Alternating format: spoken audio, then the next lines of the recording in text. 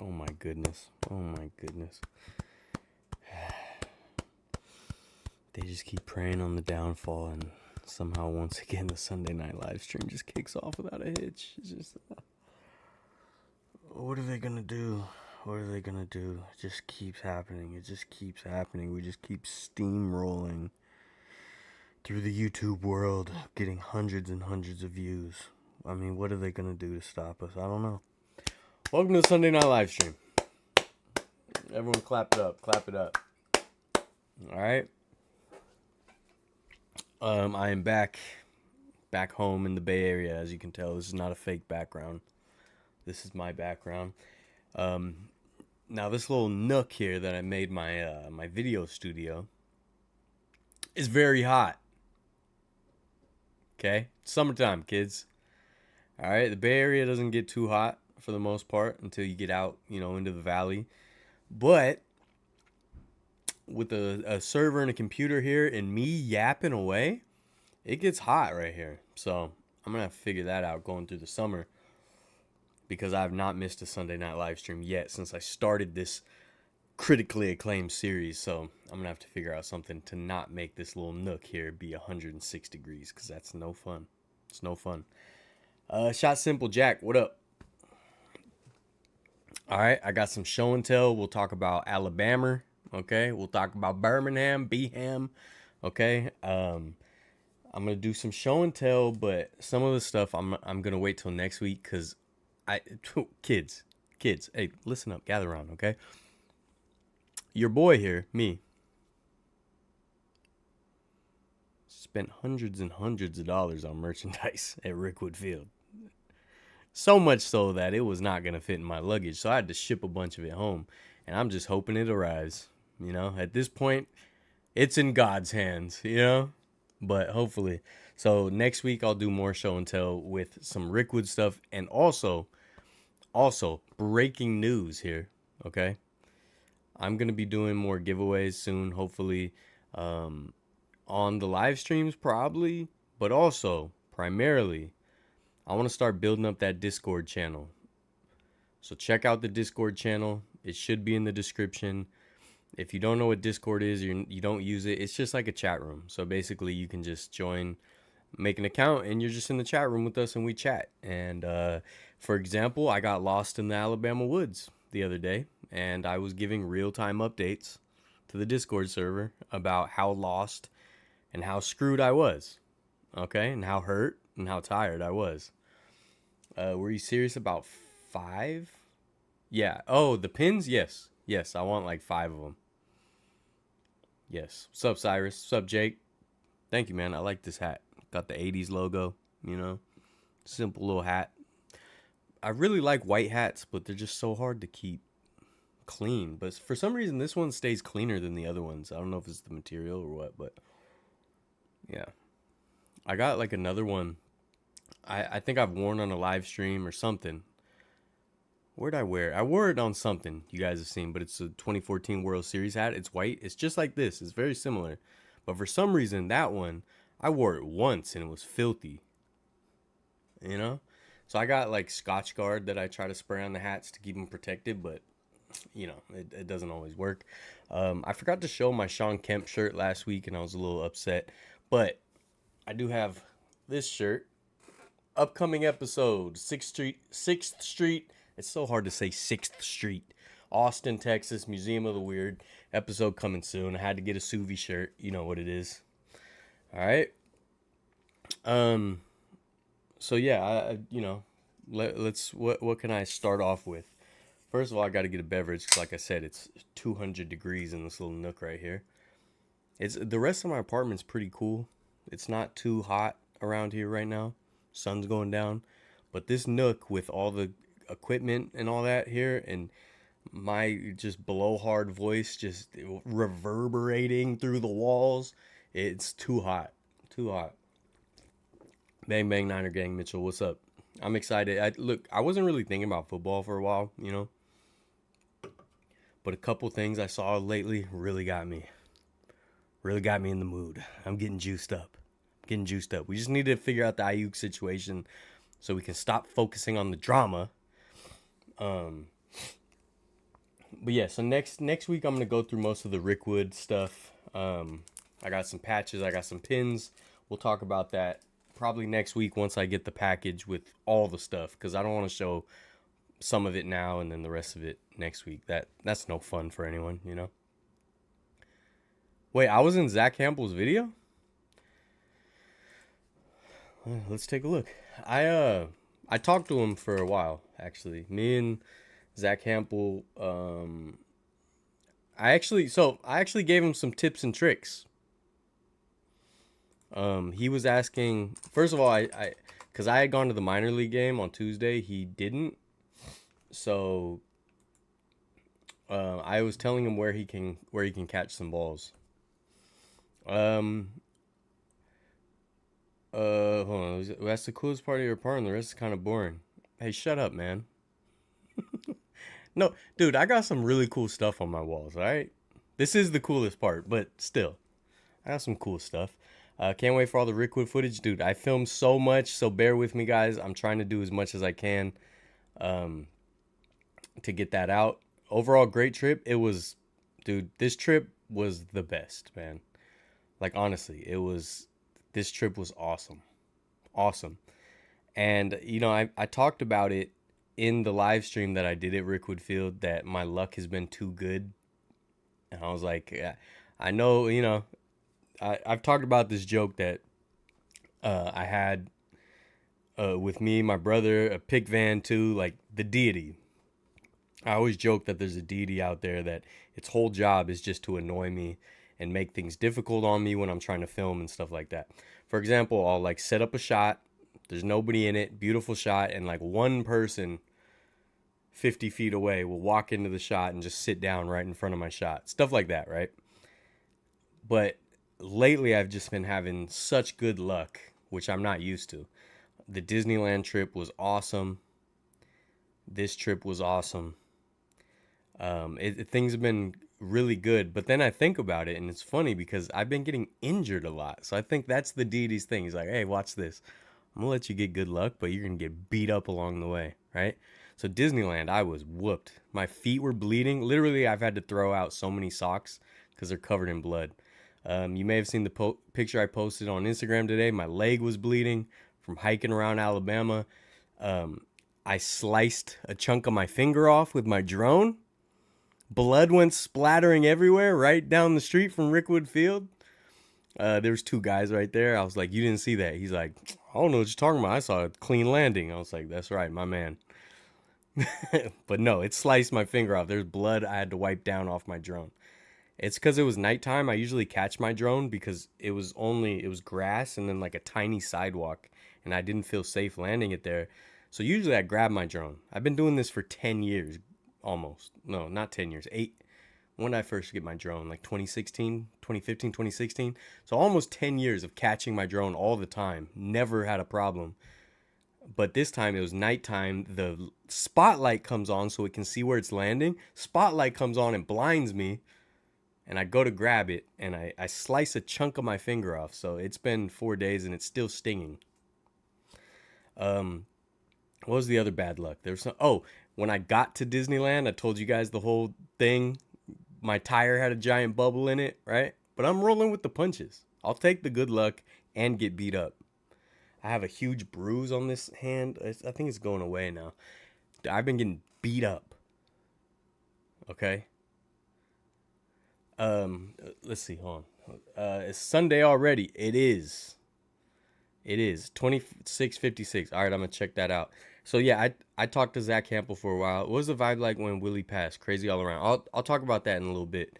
I'm gonna go over all the Rickwood stuff, like kind of timeline. What is it called? What's the word? You know it, chronologically. God, dude, my brain. Was Zach Campbell nice in person? Yeah, he was. He was.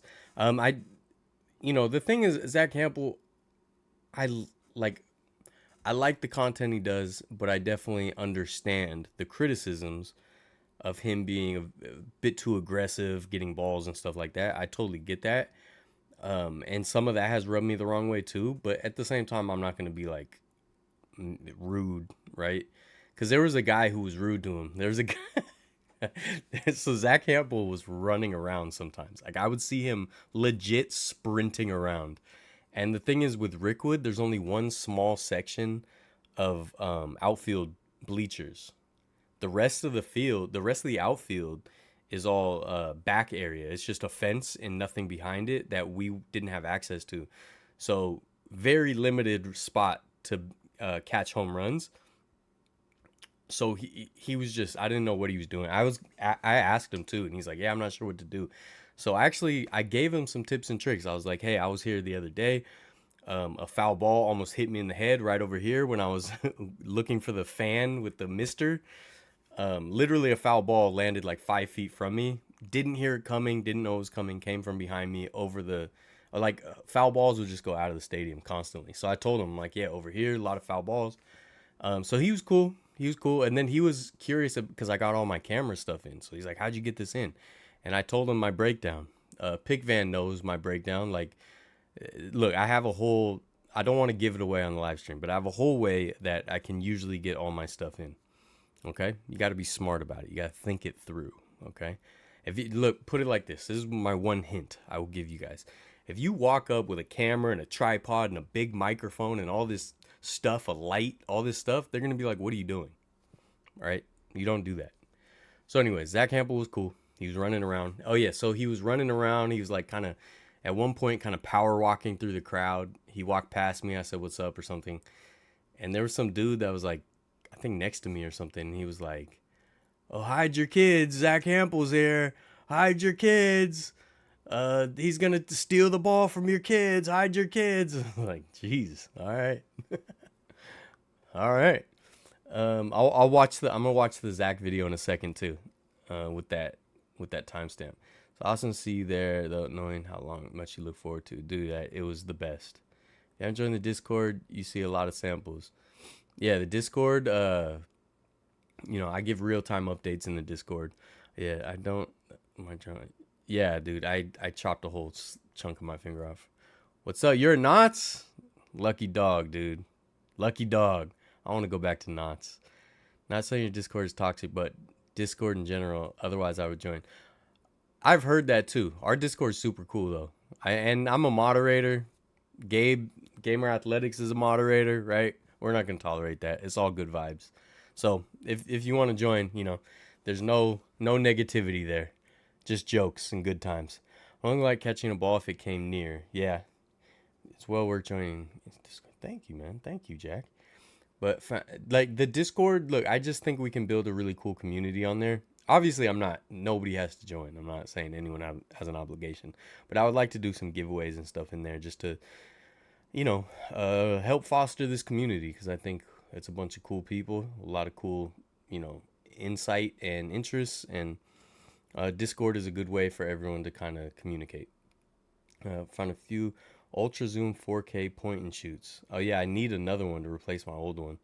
Discord is run by a sports owner. Can't trust it. That's a good point. I'm not gonna lie. That's a good point. We've been exposed. What up, Ruben? All right, what was I talking about? Zach Campbell. Okay, let's see. Let's see if I can find it. I don't want to show too much, but okay, this is Zach. Oh, also, it is interesting. I don't know how he does the quick changes because when I saw him, he was wearing like all Giants gear, and then like he switches his gear to like try to get balls. It's very interesting. So this is the one small section. This is the one small section where you can actually catch home runs. I don't know that I was out there for St. Louis's BP. I think I was still out front. I didn't see them perform, so I wasn't over by this stage. Okay. All right, what'd you say? 26 something? Let's see if I'm in there. Oh wow, he's right by Derek Jeter. They had a stage set up over there next to those bleachers where there used to be. This is a cool piece of history. There used to be bleachers there that were uncovered, and that's where they would make black people sit when the games were segregated. Um, well, not cool history, but interesting history, and actually very terrible history. But it's history that we should know nonetheless. Um, what'd you say? 2656. Yeah, when he wasn't filming when I talked to him, so he's gonna be in my video a little bit though. He did talk to me in my video. I do not see me. Oh, there I am. Haha, what an idiot. Is that what I look like when I'm filming? What a moron. What an absolute moron. Kick him out, dude. Hey, kick this kid out. What a dummy. Talking to himself in a camera. What an idiot. I'm going to file a copyright claim on that segment.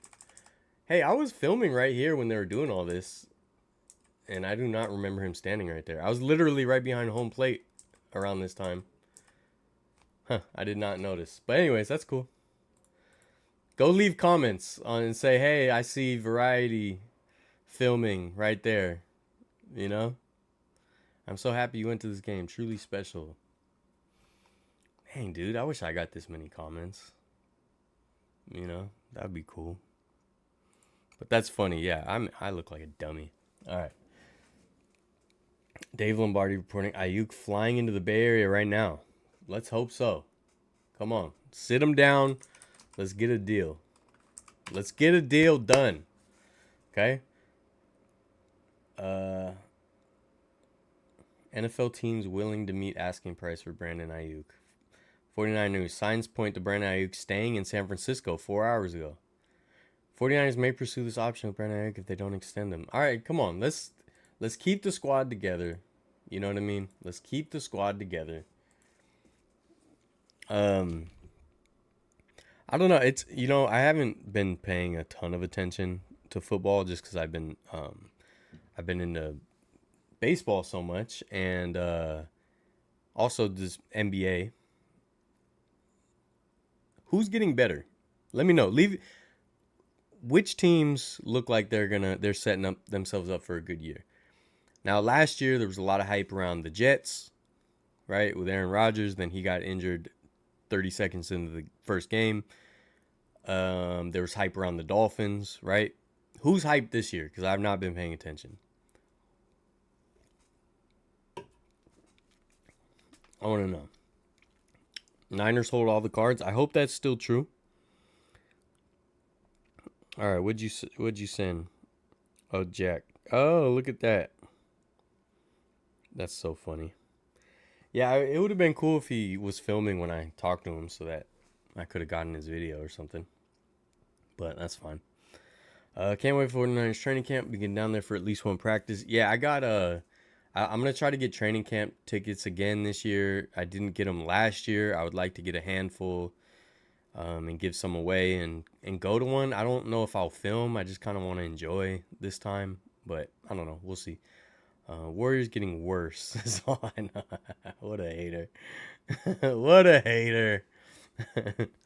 Jets, Bears, Texans will have the hype. Well, Texans, yeah, I can see that. Bears, though? I mean, look, I don't believe in Caleb. I do not. I'm a hater. Jets, for sure, still going to be hyped because Aaron Rodgers is going to be back. But is it going to be?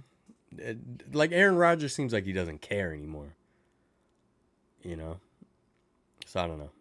Commanders should do well. I see that. I still think they're a couple years away from really being a actual competitor. But, after all the drama, the ownership drama, the scandals, they've made all the right moves and put a lot of really smart, good people in place to help build that team. Adam Peters, Bob Myers. We talking the Bears? No, the Bears are going to suck. Okay, guys? All right, hey, write this down. The Bears are going to suck. Caleb Williams is going to suck. And look, if I'm wrong, I'm wrong. I'll admit it. I was wrong about Wemby. I thought Wemby was going to suck, and he didn't. He was really good. So, I was wrong. I'm not an oracle, I'm just a dude talking sports. I think the Lambs are going to be a thorn in our side. They make a good run. I think the Rams, I think there's a good chance the Rams completely fall off. I think it's about that time. They had their window. They won one. I just feel like there's too many holes now. I could be wrong though. We'll see. Please no Chiefs three-peat. All right.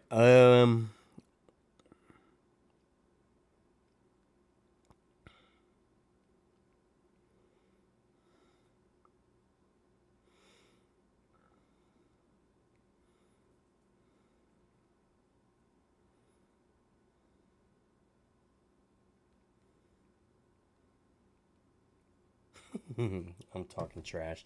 Okay. Oh, what I wanted to show too, if you didn't notice, that is my Osmo, my newest camera that I got mostly for Disneyland in Rice, because you would know if you were part of the Discord. I dropped this bad boy in a pond in Alabama.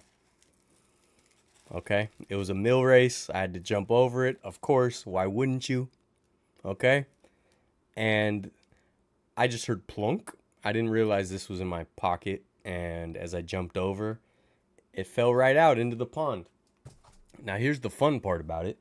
Okay, the camera was wigging out, but it was still on. So I was like, maybe it'll be all right. I don't know. I don't know if DJI waterproofs these things or not, you know? Um, but when I got home, I tried to dry it out. I didn't have rice on the trip, obviously, but I tried to dry it out. I put it by the AC unit in the hotel room, left it there. I like propped it up on the ice buckets and stuff so that the AC would just be hitting it. And then when I get home the other night, I got home at like midnight the other night. Um, I go to dump all my footage on my computer. I didn't bring a computer on the trip, so whatever SD cards I had is what I had. And I have a ton of them, and I have big giant ones, so I wasn't worried about running out of space. But as I go to dump all the footage when I get back, it will not read the memory card from my Osmo. It just keeps saying, you need to format this card. So luckily I found some programs. I used Disk Drill. This is not sponsored. And I was able to recover, I think, all the footage. So thank God that I was able to get the footage off this Osmo, because I used this primarily for the minor league game on Tuesday at Rickwood. This is my main camera I used. So almost all the footage was on here. And then I filmed a lot of stuff from the Civil War video I did on that as well. I'll talk more about that as I get closer to be able to, release that. I'm so far behind on editing. Again, I still would like editing help. If anyone wants to at least edit TikToks or whatever, I will pay. I just want someone to actually like edit and do a good job, and not like, I don't really want to do like just quick, simple video. I don't know. I want to put work into it.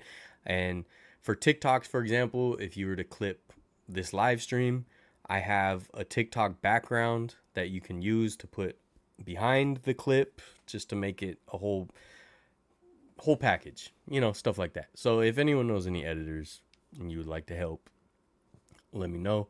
Rob, if you can still do those quick ones, I'll take some of those too, and I'll send you some money. Let me know.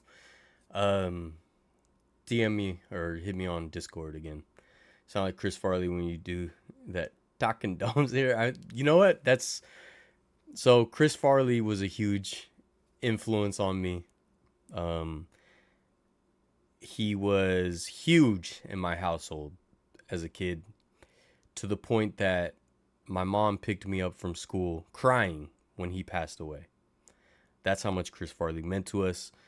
And that voice is literally, me and my brother started doing it, and we're kind of doing like a Midwest or like Chicago, even Minnesota kind of. It's not like an exact one, but it's like that kind of accent.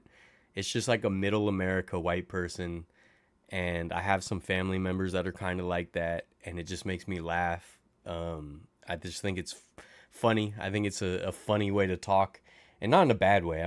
It's not like disparaging at all. I think everybody's quirks and stuff are awesome. So yeah, it's definitely kind of a Chris Farley thing. Commanders are in the hunt to trade for Ayuk.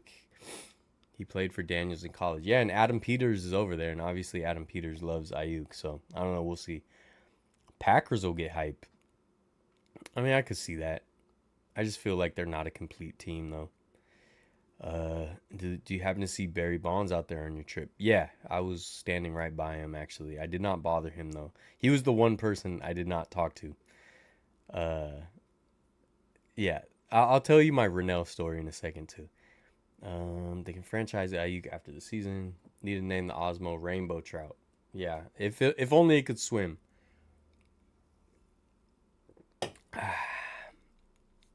Yeah, I'm glad I recovered the footage. I loved Birmingham, Derek. I loved Birmingham, and I will definitely be back. I went to Eugene's twice. You know, I'm an editor, but don't like doing it. I feel that I love editing, but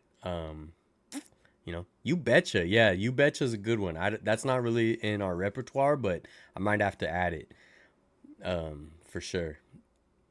Another like, for example, another funny one. This and look, I totally understand this stuff is probably only funny to me. I know a few of you will catch on. Most people who will watch my videos and see me talk like that probably don't understand that I'm goofing off and that to me it's funny because I'll be editing like you're an idiot, right?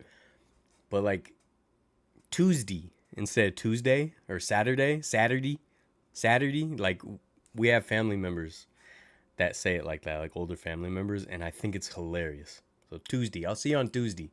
That's how me and my brother say to each other. But anyways, I totally understand my sense of humor is probably not that popular.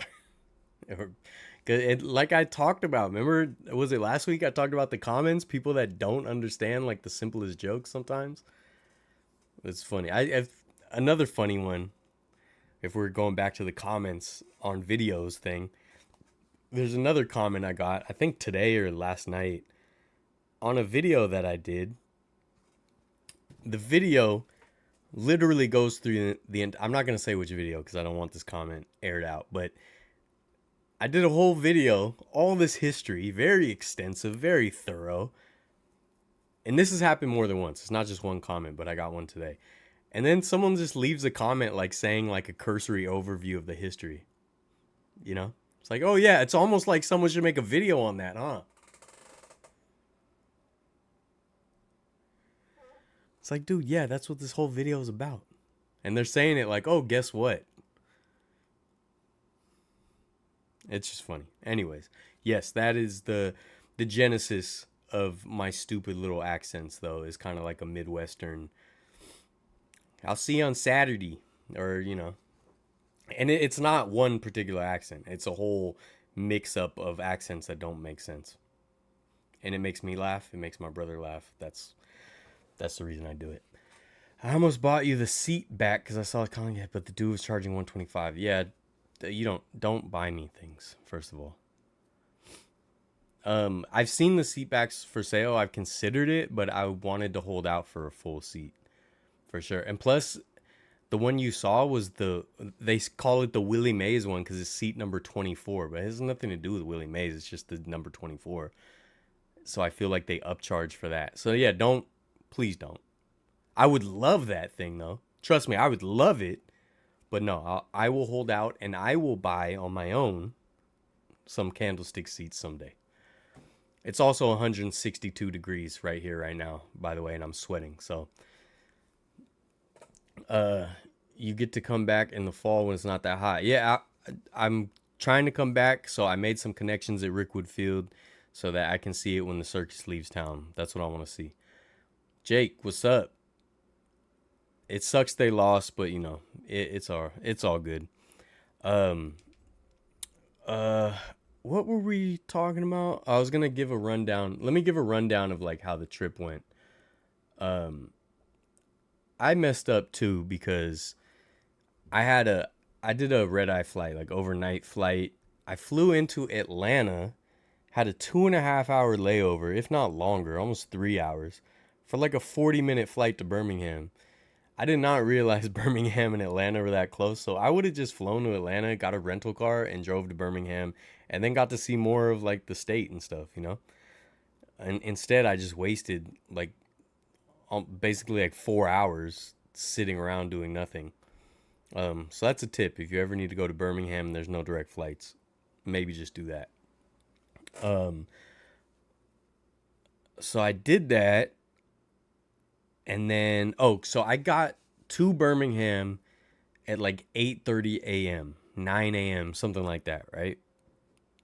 Now, my check-in for my hotel was 3 p.m. I had an overnight flight, so needless to say, I did not sleep very much, right? I slept a little bit on the plane, little cat naps here and there, but not really. So I'm very, very tired at this point. But my check-in is not for another 6 hours or something. So I just go to the hotel. Shout out Comfort Inn, Crossplex. Okay, over by I think it's the old Alabama State Fairgrounds or something like that. I don't know. But I go over there. I go up to the front desk. Remember, always be kind, right? Always be kind. Lead with kindness. I go up there and I'm like, hey, look, I'm checking in today. I know it's super early. Can you just let me know, text me, anything like that, anytime that I'm allowed to check in, if that's possible. So the sweet lady there, she gets on her, right? She looks it up. She's like, oh, I have one clean room right now. You can check in right now. She hooks it up, gives me a room key. This is at like 9:30 a.m. So I'm able to go in that early.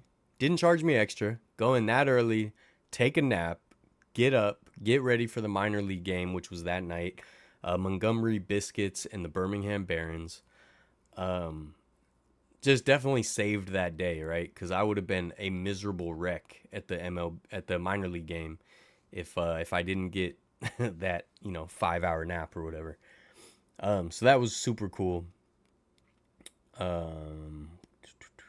Rob bought the 2 candlestick seats that were there, by the way. Oh, I want to see them. I'm gonna ask him to send me a picture. I want to see which ones he got. Malik Monk over Klay Thompson. I mean, now. Now. I had to work the days you was here, so I hope I get a chance to meet you. Yeah, I'm definitely trying to be back, bro. I'm definitely trying to be back. I made some connections out there, too, that I think would be beneficial. That was such a great news. Love Malik and Brown staying for at least another 2 years. Yeah, that was Kings keeping the squad together. Shout out Motel 6. Herder ain't it, though? You guys don't like Herder? All right, so I get there, right? I take a nap. Now, here's the thing.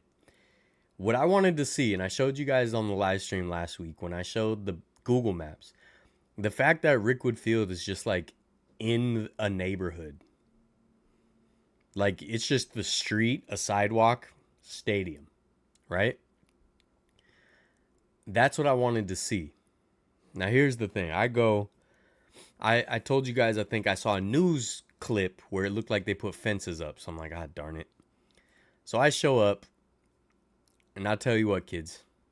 Oh, wait, first I'll tell you this, too. My hotel was like a mile away, mile and a half away, like pretty close. Like, worst comes to worst, I could walk it, but it was also like 95 degrees at least. Wouldn't have been fun to walk it. Through a neighborhood that I'm not familiar with also, right? So I get an Uber. This Uber driver is out of his mind, this old dude. He like stops in the middle of the road. So we get close to the neighborhood. They had like most of the neighborhood blocked off so that you couldn't just park in the neighborhood. And he comes up to the street that's blocked off that the Uber app wants us to turn down to get to the stadium. And he just like throws his hands up. And I'm like, oh, the streets are closed. I'm like, all right, just like pull up somewhere and I'll get out wherever. I'll get out here. And he's just like throwing his hands up. Like, well, I don't know.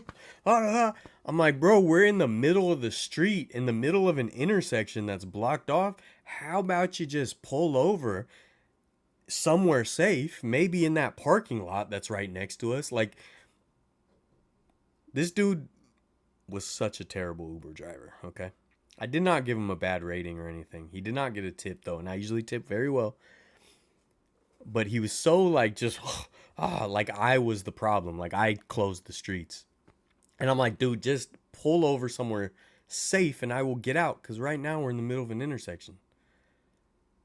And he's like, where? Huh? What? I'm like, bro, like, hey, dude, figure it out, huh? Hey, figure it out. Just pull over. I'm literally giving you a pass to pull over anywhere safe and I will get out. But anyways, so now I'm in the middle of a neighborhood I've never been to. I don't know. I don't understand. I don't even really know where the stadium is. I kind of see the some stuff on the horizon, right? What's up, Jennifer? See some stuff on the horizon. I start walking. Luckily, I start seeing some people. I show up to the main intersection, and it is a circus. I mean, there's tents, there's security, there's barriers. It is not like the Rickwood Field hiding in the neighborhood that you normally see. They have giant lights set up because the original lights are too old to like work properly for MLB standards. They built. I go in. They built like the video board. They built a batter's eye with the cameras. Like it's a whole circus. So my point being, I'm definitely gonna try to go back when the circus leaves town to see it more normal. And I'm also heartbroken because I did not realize till a guy I met there named Jim. Shout out Jim if you happen to ever watch this. He showed me that they completely redid the dugouts to MLB standards. And there was like these dugouts were legendary, man. You got pictures of Babe Ruth, Jackie Robinson, in these dugouts, and they're really old. And they ripped them out and built new dugouts. And I'm really, really sad about that. But I guess that's what they have to do to get the Rickwood Classic game back and stuff like that. So they're going to get more games because of this, but it still sucks. I didn't get to see the old dugouts. It was incredibly hot. I was sweating the whole time, and but I was having a blast. So I walked around all the circus stuff. They had the bus that I showed you guys last week. They had the food set up. They had a whole like museum area. And also they had the museum that is like kind of permanent there that had all the Birmingham A's stuff. I showed on the Discord if you saw that. There was also all the MLB merchandise set up. So they had the official like pins like this. But in the museum, they had the Friends of Rickwood merch, which had their own merch, such as this awesome patch that I'm going to put on a shirt. I got like 4 shirts, by the way. And I got some giveaway stuff that I'm going to give away either on a live stream or on the Discord at some point. But again, like I said, I will show the Rickwood merch next week because I don't have it all. That was a bad area back in the day. It seems like it could have been for sure.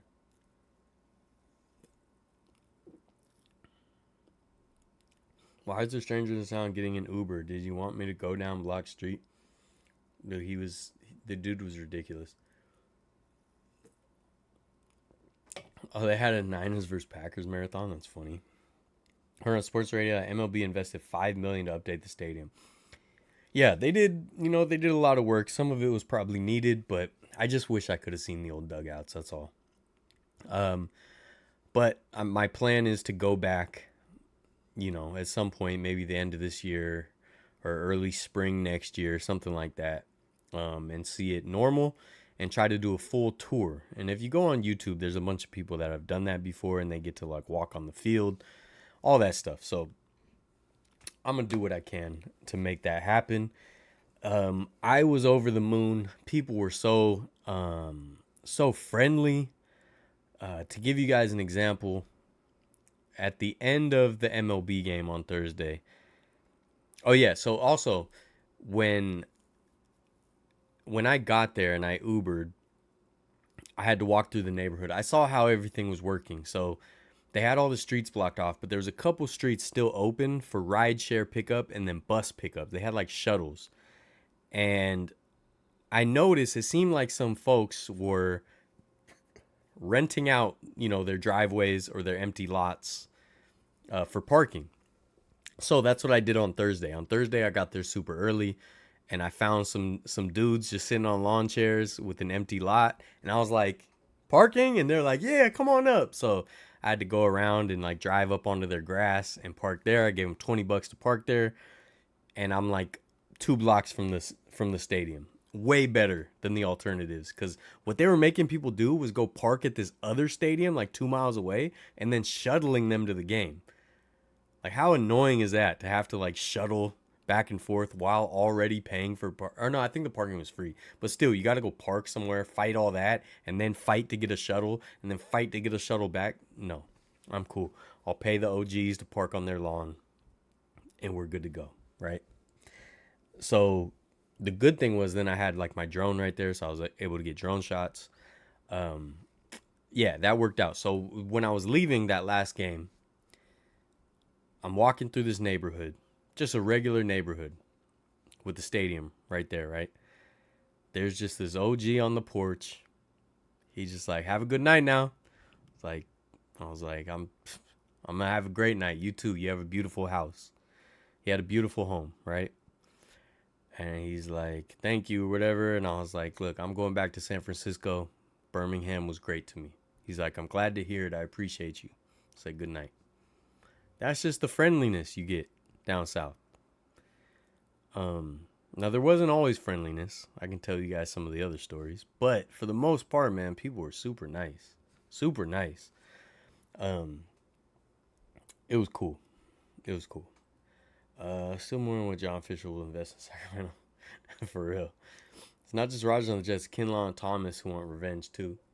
Hmm? Neighborhood parking situation, Candlestick, just parking in people's driveways. Yeah, bro, they're just sitting out there in lawn chairs and just like flagging people down. Like, hey, you want to park here? Way better than doing anything else. I think mom rented out parking spots when we lived at Half Moon Bay for golf tournaments. Dude, that makes sense. Yeah. So that was cool.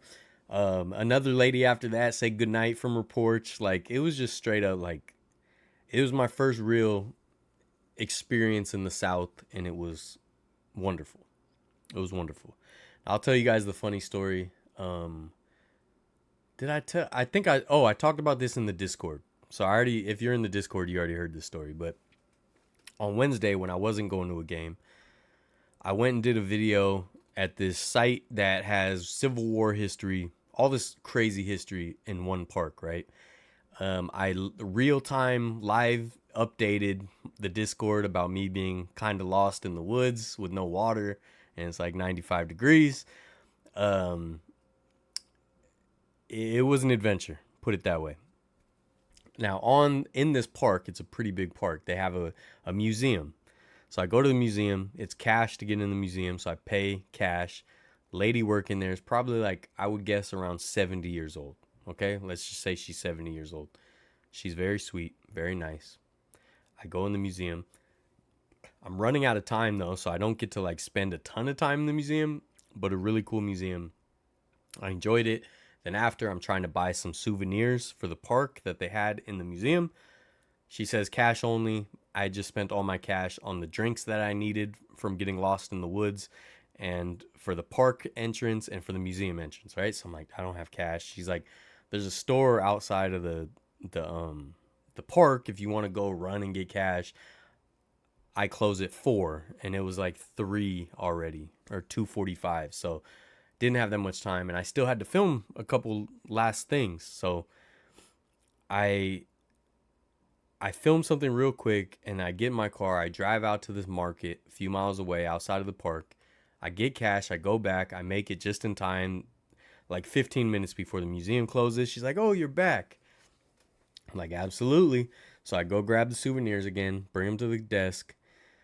She rings me up. As she's ringing me up, I'm like, I got a souvenir share for this iron company.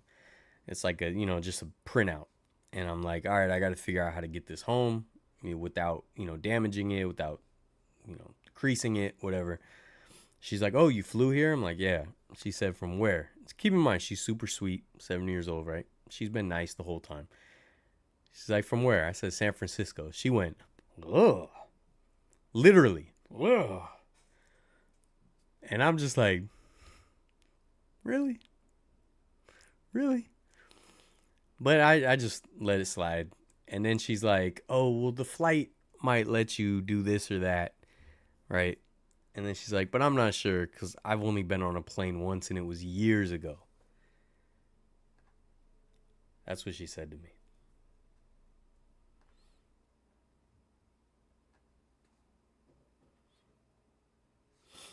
And at that point, I was not like angry or upset. I was just like, really? But at that point, I just felt bad for her. I just felt bad. Like, oh, you just live in a bubble. You're told what to believe about other places. You believe it. And then you're judgmental towards people from those places. Whereas me, I'm from San Francisco. I'm not from the city itself. I'm from south of San Francisco. But San Francisco is my home big city, right? I'm there every day. But yet I go to Alabama, which is supposed to be on the other side of the spectrum. I'm friendly, I'm kind, I give everyone the benefit of the doubt. I have a great time. I make connections, I make friends, right?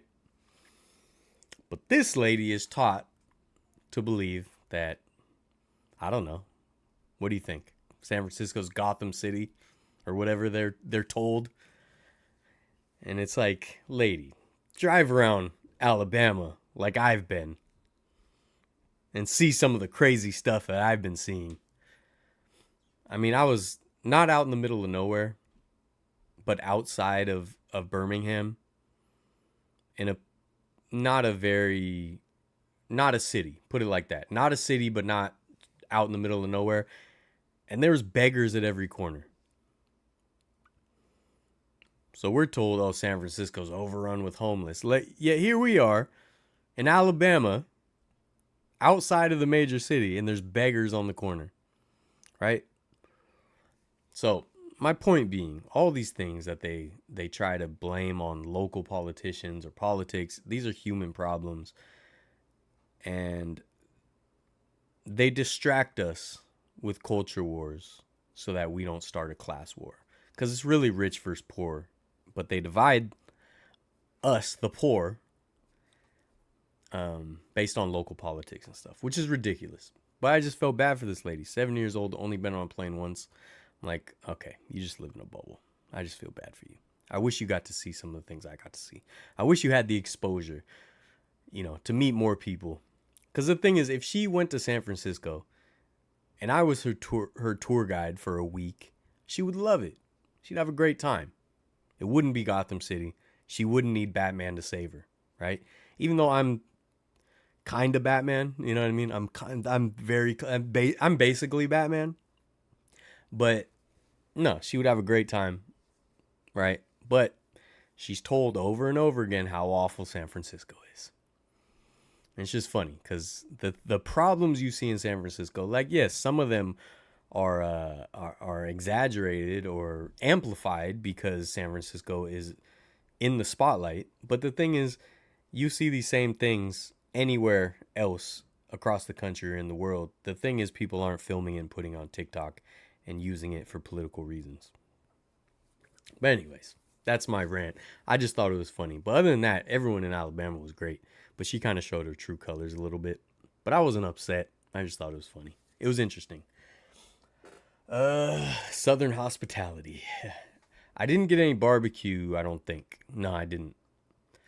Is Rickwood MLB game a yearly game now? No. But the Rickwood Classic, the minor league game, used to be, and it might be again because of the upgrades they made. So we'll see. Willie Mays looking down at everyone posting Octua memes. One time I flew into Oklahoma from Oakland and vice versa, and the amount of looks I got for lining up for California flight was shocking. Someone complained about LA the other day, and until they started talking about the Dodgers, they were full of it. Birmingham is a great place to visit. Birmingham was awesome, man. Every major city has their own issues, and none are without flaws. Exactly. And I'm telling you, all these problems that they will point the finger at on either side are human problems that have been a problem since civilization has been a thing, okay?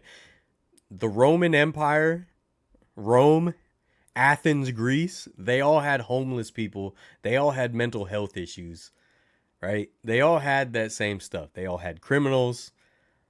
They had all that. It's a human problem. And the thing is, until we invest long-term solutions, it's not going to be solved by local politicians. So for someone to think that San Francisco's homeless problem should be solved by the city council after it's been a problem since San Francisco was founded.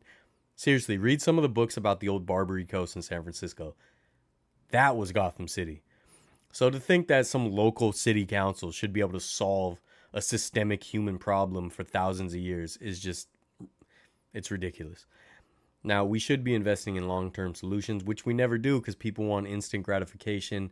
And even if you pass a great law or whatever, or pass, funding for a program that will help in the future, if it doesn't help in the next 2 years, the other political opponent is going to be like, see, it didn't work. Let's defund it now. I just dropped something. But anyways, humans we need instant gratification. And for these things to be helped, you need long-term solutions, which humans just aren't interested in funding because they want to see instant results. But anyways, rant over. Let's talk about some stupid stuff. Let's talk about me bleeding out in Alabama. It's about the vibe when Willie passed. Has to be unreal. Oh yeah. I'll get to that next. I'm going to Birmingham next year for a Stallions football game. Dude, that'd be sick. Their stadium is cool. I drove by the stadium. Eugene's Hot Chicken is right by the stadium. It's a contrast. SF a gorgeous city, so the bums stand out more. Yeah, I mean, that's probably part of it too, for sure. Romans and gladiators were so smart they left them babies in the wild for 10 days, and if they survived, they would be accepted in society. You and Gabe for Oakland mayors? I don't want to get raided by the FBI. That is so crazy that she was raided, by the way. I want to see what the outcome is. So yeah, I did the live stream at this is what I'm gonna do with my videos, by the way. So the minor league game, I was planning on just filming extra shots that I could use in a bigger Rickwood game episode, but I ended up filming more than that, obviously. And then Willie passed, so it was a whole thing, right, that I documented. So what I think this is what I'm gonna do. Please tell me if this is a stupid idea. I'm gonna do my full Rickwood MLB game video, and then I'm gonna do an extra video that has all the extra footage from the minor league game when Willie passed. I went around Birmingham and saw the Willie Mays mural, the Willie Mays statue. I'm going to put all that in just one extras video that would be kind of like a members only video, but I'll do it public, sort of like I did for the funeral museum extra video. So I think that's what I'm going to do. So that'll come out later with all the footage of when Willie Mays passed and stuff. So it would be cool to put that out first just because it's chronological, but that would delay the actual Rickwood video for far too long, I think. So I'm going to do it the other way around. So anticipate an extra video with the minor league game, the Willie Mays stuff around Birmingham, and the moment we found out that Willie Mays passed. So this is what happened. I was at the game. I did the live stream from the game. I was walking around after that. Thank you to everyone that joined in and checked that out. I was having a ball, and it makes me happy to also not just, I mean, yeah, it's me there, right? But it's cool to kind of be able to share it with people that weren't able to go or whatever too, right? So that's one of the reasons I love doing this channel. And so doing a live stream like that was really fun. So anyways, I do the live stream. I'm walking around. I'm walking through the stadium, kind of near home plate. And keep in mind, the stadium is really small. So there's a small front section that's only like 10 rows, an aisle that goes around the whole thing, and then the bleachers. That's it. There's no decks. There's no anything. So I'm walking through the middle aisle part, which I kept doing. I didn't really stay in my seat for very long. I would hang out for a little bit in my seat and then just walk around. I'm walking by, and one of the ushers or security guards or something is talking to another usher as I'm walking by, and I just hear him say, yeah, it's breaking news right now. That's what I heard him say, right? So I'm like, oh, what's happening? I'm thinking something political, right? I'm like, what did Biden or Trump do, right? Did one of them say or do something crazy, or something crazy happen, or that's what because it's an election year. That's kind of what you go to when you hear there's breaking news.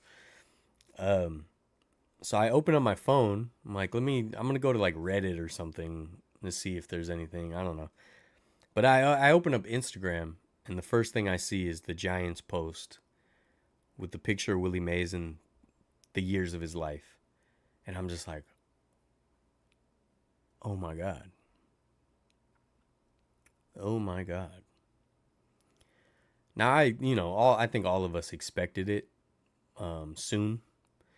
He's 93. His health the last 3-4 years has really gone downhill. Like if you saw him at any of his appearances or when he talked, the Say Hey Willie Mays documentary on HBO I talked about, it was like a sharp decline in the last 3-4 years. Because even in his 80s, when he would show up at the games and stuff, he would still, he seemed like he was all there. And not that he didn't seem there, but he seemed like he was struggling to speak, to just be around. Especially, Willie McCovey passed, and then him and Willie Mays kind of were no longer at the events and stuff. So I think we all kind of expected it, especially once they announced he couldn't make this trip. In my head, I was thinking like, man, he'll probably pass away this year, if he can't make this trip. And then I was joking with some folks around me in my seats before this. I was like, man, I wish they could have just built him like a Pope Mobile. Because we were talking about the heat. I'm like, it's really hot, man. If you're 93 years old and you got to sit out in this heat, that wouldn't be fun. And a lot of the Negro Leagues players did on Thursday, by the way. But I was like, man, they should have just built him like a Pope Mobile with AC, and he could just lay down in a big recliner, and they could just bus him across the country, right? So yeah, it's not like I was shocked. I was just more shocked at the timing. And if you saw the video, I put a video out on Instagram and TikTok of the moments when we were finding out. And in the video, I kind of repeated myself. I sounded stupid because I was a little bit shocked, I was like, I don't think most people know yet. And slowly but surely, you started seeing people look at their phones like this, and then like show people, like.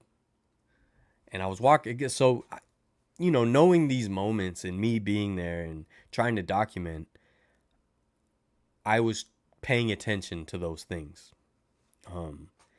And so you just see people, right? And murmurs, and the news started going around the stadium. I walked by, and there was a group of Giants fans that I had talked to very briefly before that, and I got them on my video, said like, go Giants and stuff. So I went up to them. I'm like, you guys hear the news? And the lady, she's probably in her 60s, I would say. A couple. It was like a couple in their 60s, and then a younger couple. And I think they were all together, so it was like a group of 4. But the older lady looked at me and shook her head yes. Nodded her head yes. I guess shook would be this, right? And then nods this. But she nodded at me. She had tears in her eyes. And we were just all kind of stunned. And I go back to my seat, and I just sit down. And the people I was talking to earlier, we're talking about it like, that's crazy or whatever. And then that's when they had the moment on the Jumbotron. And they announced it.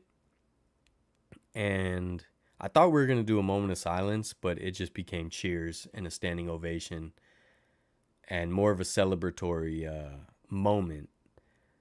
And then they played the Say Hey Willie Mays song. If you guys don't know, there was an old song called Say Hey. So they played that song, and they showed a bunch of his highlights on the Jumbotron as we all cheered and gave a standing ovation. So it was a beautiful moment. But being there, I mean, Willie Mays was probably the number one reason I went to that game, Like, I would have wanted to go anyways, but the fact that it had the history of Willie Mays, that being his home ballpark, that being where he started his pro career, that being where he won his first championship in the Negro Leagues.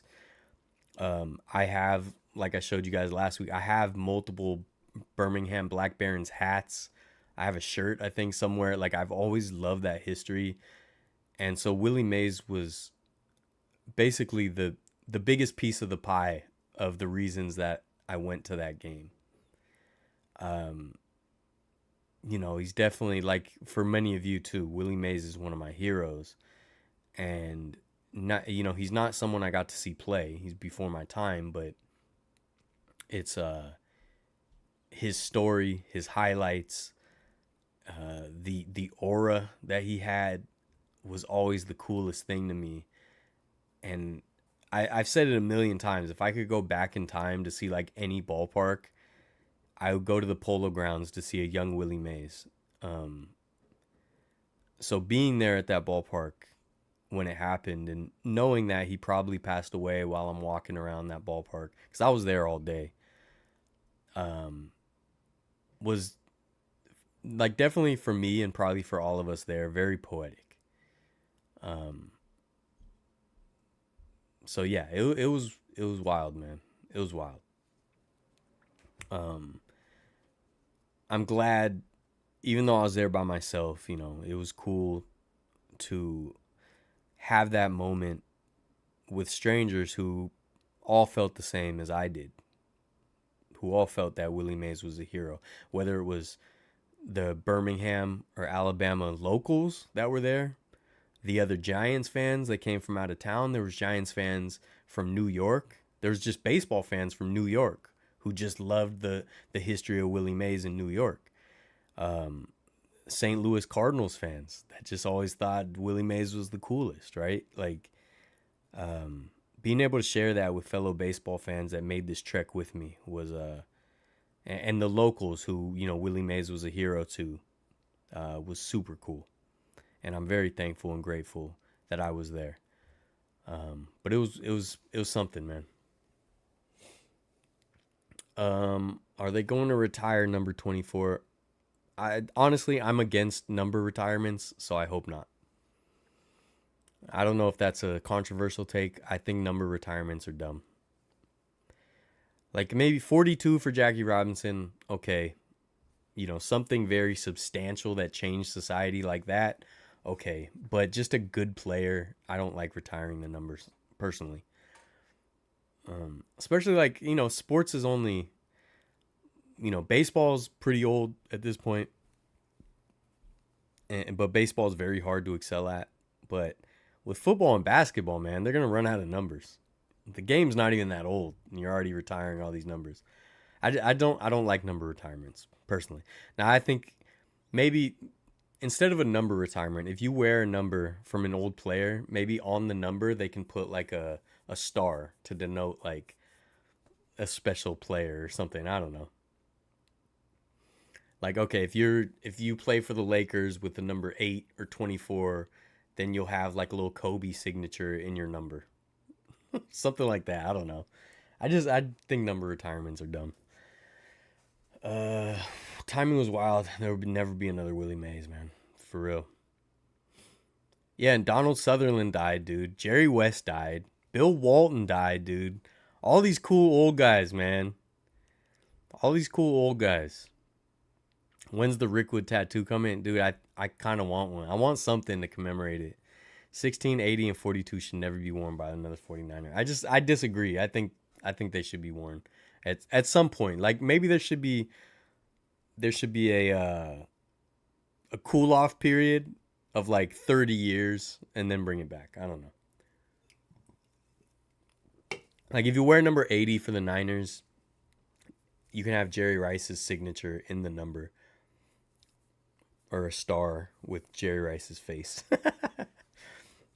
I don't think they need to retire his number league wide, but if they were to, they should have done it when he was alive. Yeah. So I noticed you had an Heisenberg, not Eisenberg, but yeah. Yes, I do. My favorite TV show. I got this on a whim. I was bored one day. I went to the tattoo shop. He had walk-in time available, and I was like, "Screw it, give me a Heisenberg." At the time, I was like all into the show, so I do not regret it. I love the show. I think the show is just a tremendous example of just hitting everything. Like it's it's realistic enough where someone like me who doesn't like hokey, campy, cheesy movies and shows that much, it's just realistic enough for me, but it's just outlandish and crazy enough to be crazy, right? The storytelling all connects, all the storylines connect. There's like no loose ends. It's entertaining throughout. It's got different kinds of episodes. It's got cerebral episodes, action episodes. The cast is just phenomenal. Like Anthony Hopkins said, it's like the best acting he's ever seen. Same. I think Breaking Bad is almost a perfect TV show. And I loved Better Call Saul too. Better Call Saul might actually be better. Like better written, because obviously they learned from everything from Breaking Bad. And they were able to even make it even tighter on Better Call Saul. So I love the whole Vince Gilligan universe. So, and this is my most commented on tattoo. Definitely get the most comments on this. Do semi-retirements for numbers, like a 5-year grace period. Yeah, exactly. And I would even take like a 20-year period. Number 42 in baseball is the only number that truly deserves to be retired. Yeah, I can accept that. I just think, I don't know. I don't know what it is about number retirements. I just don't like it. Do you have a 19 Debo jersey? I do, actually, yes. Breaking Bad is the only show that I literally sat down every Sunday on cable TV. So I started it late. So I did not start it until it was already in like season 4 or 3 or 4. But I basically watched it. I had to watch the first like few episodes a couple times to get into it. And then I got so into it, I watched the whole thing and I caught up. I want to say it was 5 seasons, right? But they did like the 2-part season or something. It was like delayed. I don't remember. But I just remember that for the last season, I think the last season was the first season that I watched it in real time. Because I would have to like buy each episode on, I didn't have cable at the time. So I'd have to buy each episode on like Amazon Prime, like on Monday after it aired. And I would have to like avoid the internet for spoilers. And then I'm weird. I like to binge. I don't like to wait. So like with Better Call Saul, I let it play out a lot before I ever started it. And then I would let like a full season be done before I caught up. But yeah, no, I love the Breaking Bad universe. I think it's just perfect. It's every kind of entertaining. It's funny. It's got action. It's got drama. It's got heartbreak. And it's just constantly entertaining without being overly cheesy. 49ers aren't retiring numbers anymore, just putting them up on the press box. Yeah, that's what I think they should do. Honor the numbers, but I don't know, retiring them just seems too much. Watching that clipped show on Hulu. I want to watch that. I haven't watched it yet. I know people always make fun of the casting choices for like players, like, oh, they did so and so dirty, and it's like, you're gonna find a perfect actor that looks exactly like Steph Curry. Like, have some imagination. You know what I mean? That was what was annoying about. I'm a big Tupac fan, so like when they always wanted to do Tupac movies, they would always just criticize the choices. Like, he doesn't look like Tupac. Like, what are you gonna find someone that's a good actor that also looks exactly like Tupac and sounds exactly like him? Like, come on, dude. Just find a good actor, you know? Like Denzel Washington didn't look exactly like Malcolm X or sound exactly like him, but he's a great actor, so let him do his thing. Anyways. Clemente makes more sense to the retired league-wise because he was such a humanitarian. Clemente for sure, also just because what he did for Latin America and bringing Latin America into the game. So he made a tremendous impact. I think Clemente's impact isn't felt by Americans as much just because it was so important to Latin America. Mays is more known for being a good player, as far as it goes in that sense. So this is the thing about Mays, like they talked about the criticism of like how he didn't go as hard. And I'm a big civil rights guy, right? So he didn't go as hard as like Jackie Robinson, Muhammad Ali, these other stars of the time, but you need people like Willie Mays who excel to such a level that it wins people over without being controversial. So while I think you need the Muhammad Alis, right? You need the Jackie Robinsons that are very vocal. You need the Malcolm X's. You also need the Martin Luther Kings. You need like and other, you know, figures. You need kind of a wide range. And so I think Willie Mays was the perfect hero where even young white kids that were growing up in a racist household could see and be like, you know, dad seems to hate these guys, but man, that Willie Mays is pretty cool to me. I think you need that as much as you need the hardcore, you know, like more militant people when you're going through a struggle like that. So yes, while Willie Mays wasn't as vocal, he was still supportive. He just wasn't as vocal. I still think you need that. You need kind of the whole spectrum to win people over. I have not seen The Bear yet. I do want to watch it because I always hear such good things. I love Walking Dead. Walking Dead, though, you know, once I stopped watching Walking Dead after Negan because I didn't. So what I liked about Walking Dead was like the survivalist aspect, the exploration, the like trying to survive while exploring things and like finding things and stumbling upon things. But once it became like there's groups of people with costumes, you know, oh, we're the group that dresses like clowns, right? Like the Warriors, like we're the group that dresses like baseball players. We're the construction worker crew, right? We have jackhammers and we attack you with. Once it was that, I was just like I know it's in the comics, but it's not for me. So that's when I stopped.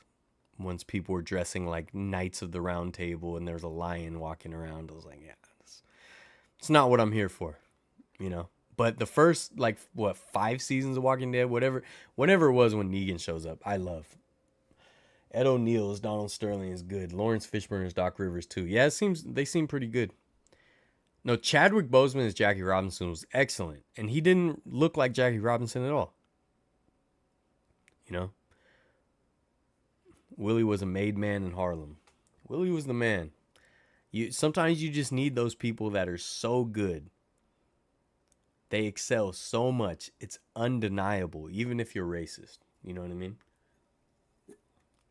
And the fact that Willie was able to just chug along through all that. And as he said in his documentary, he's like, I was supportive of civil rights movement. Like, you know, he knew all those guys. He just wasn't as vocal. And Jackie Robinson was critical of that, which I totally understand. But from being on the other side, being a white dude, I think you need people like Willie Mays to win over the racist white people as well. But you also need the Jackie Robinsons that were, especially after his career, were a little more vocal. Oh, you know what was super cool? One more thing that was super cool at the Rickwood game. I didn't film this, I don't think, but one of the coolest things that I keep forgetting about, and I don't want to forget, so I'm glad I'm going to talk about it. I should look up his name. I don't even know his name. The first player, the leadoff hitter for the Montgomery Biscuits, when the game started, okay, he gets on base. I don't know if he was walked or he hit a single. Oh, no, he hit a single. He gets to first base. He steals second base. Then he steals third base. Right to lead the game off. Now, that taking place at the field, I almost felt like this is a setup. They're letting them do it.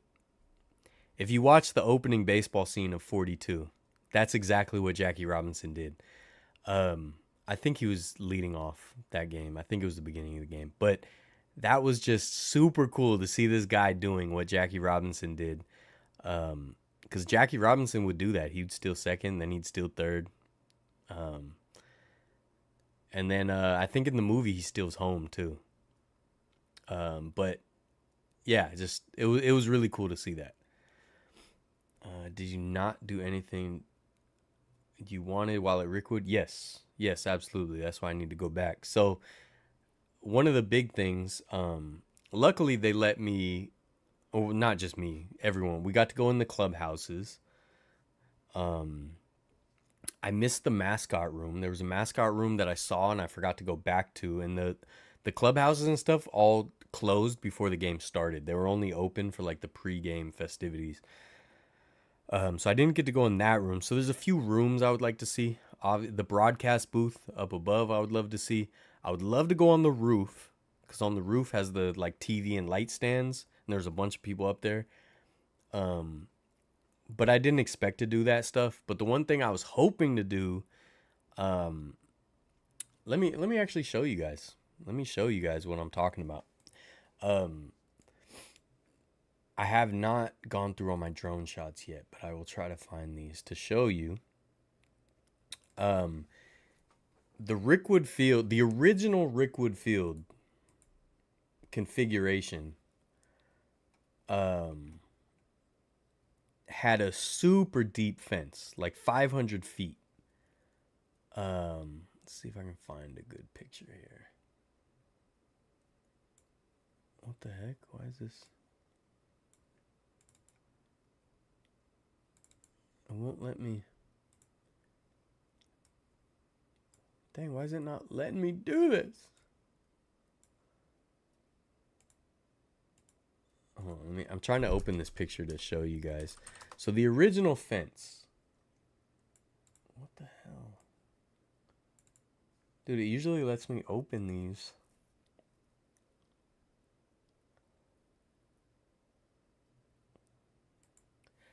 The original fence was like 500 feet. It was an incredibly deep ballpark.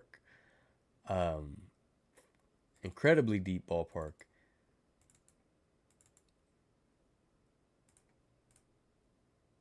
Oops, I just did something stupid. I just did something stupid on my computer.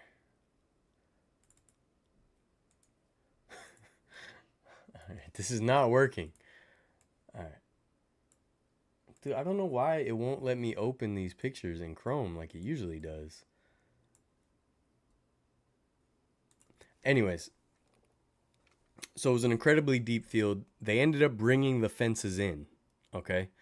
But the original fence, it was actually like a wall, is still there. And there's even an X on the fence that marks where a Josh Gibson home run supposedly landed. They had that whole back area closed off. But when the circus is not in town, I think you're allowed to go back there and you can see the old fence. So that's the number one thing. I want to go see the old fence. There's a little documentary they did with the older players where they talk about playing that deep yard. It's so weird that this is not letting me open. It is not letting me open these photos. I'm getting very angry, I'll tell you that much. What the? That is so weird. Whatever. I was going to show you guys a bunch of pictures. Now I can't. That's awesome. I love that. We're so happy to hear it. But anyways, yes, I want to see the old fence. That's like the main thing I want to do. Of course, I want to walk on the field too. So if I can go back, once old man Herschel died on Walking Dead, I folded. Yeah, that was that. The first couple seasons are definitely the best. All right, Mitchell. There's so much stuff to do at places like that. It's hard to hit it all. Yeah, even at Rickwood, at Birmingham in general, there's definitely a bunch of things I didn't get to see that I want to see. Then it looks like they sell dirt from the field. That's something I would have got. Yeah, they had them in jars. I didn't get the dirt. I got a bunch of stuff. So I'll show that. I'll show that next week. Yeah, I don't understand why it usually lets me just drag and drop photos onto Chrome, but it's not now. So that's cool. Hey, that's God, don't we love it? For no reason, too, Hey, no reason. I want to see if maybe I can drag it from here. Nope. Doesn't even make sense. It doesn't even make sense. Open with. Let's open with Chrome. Dude, when I open with Chrome, it just won't even open. What if I do? All right, I'm going to try to trick this stupid thing. How about this? take the actual path. What is the path? Where's the actual path?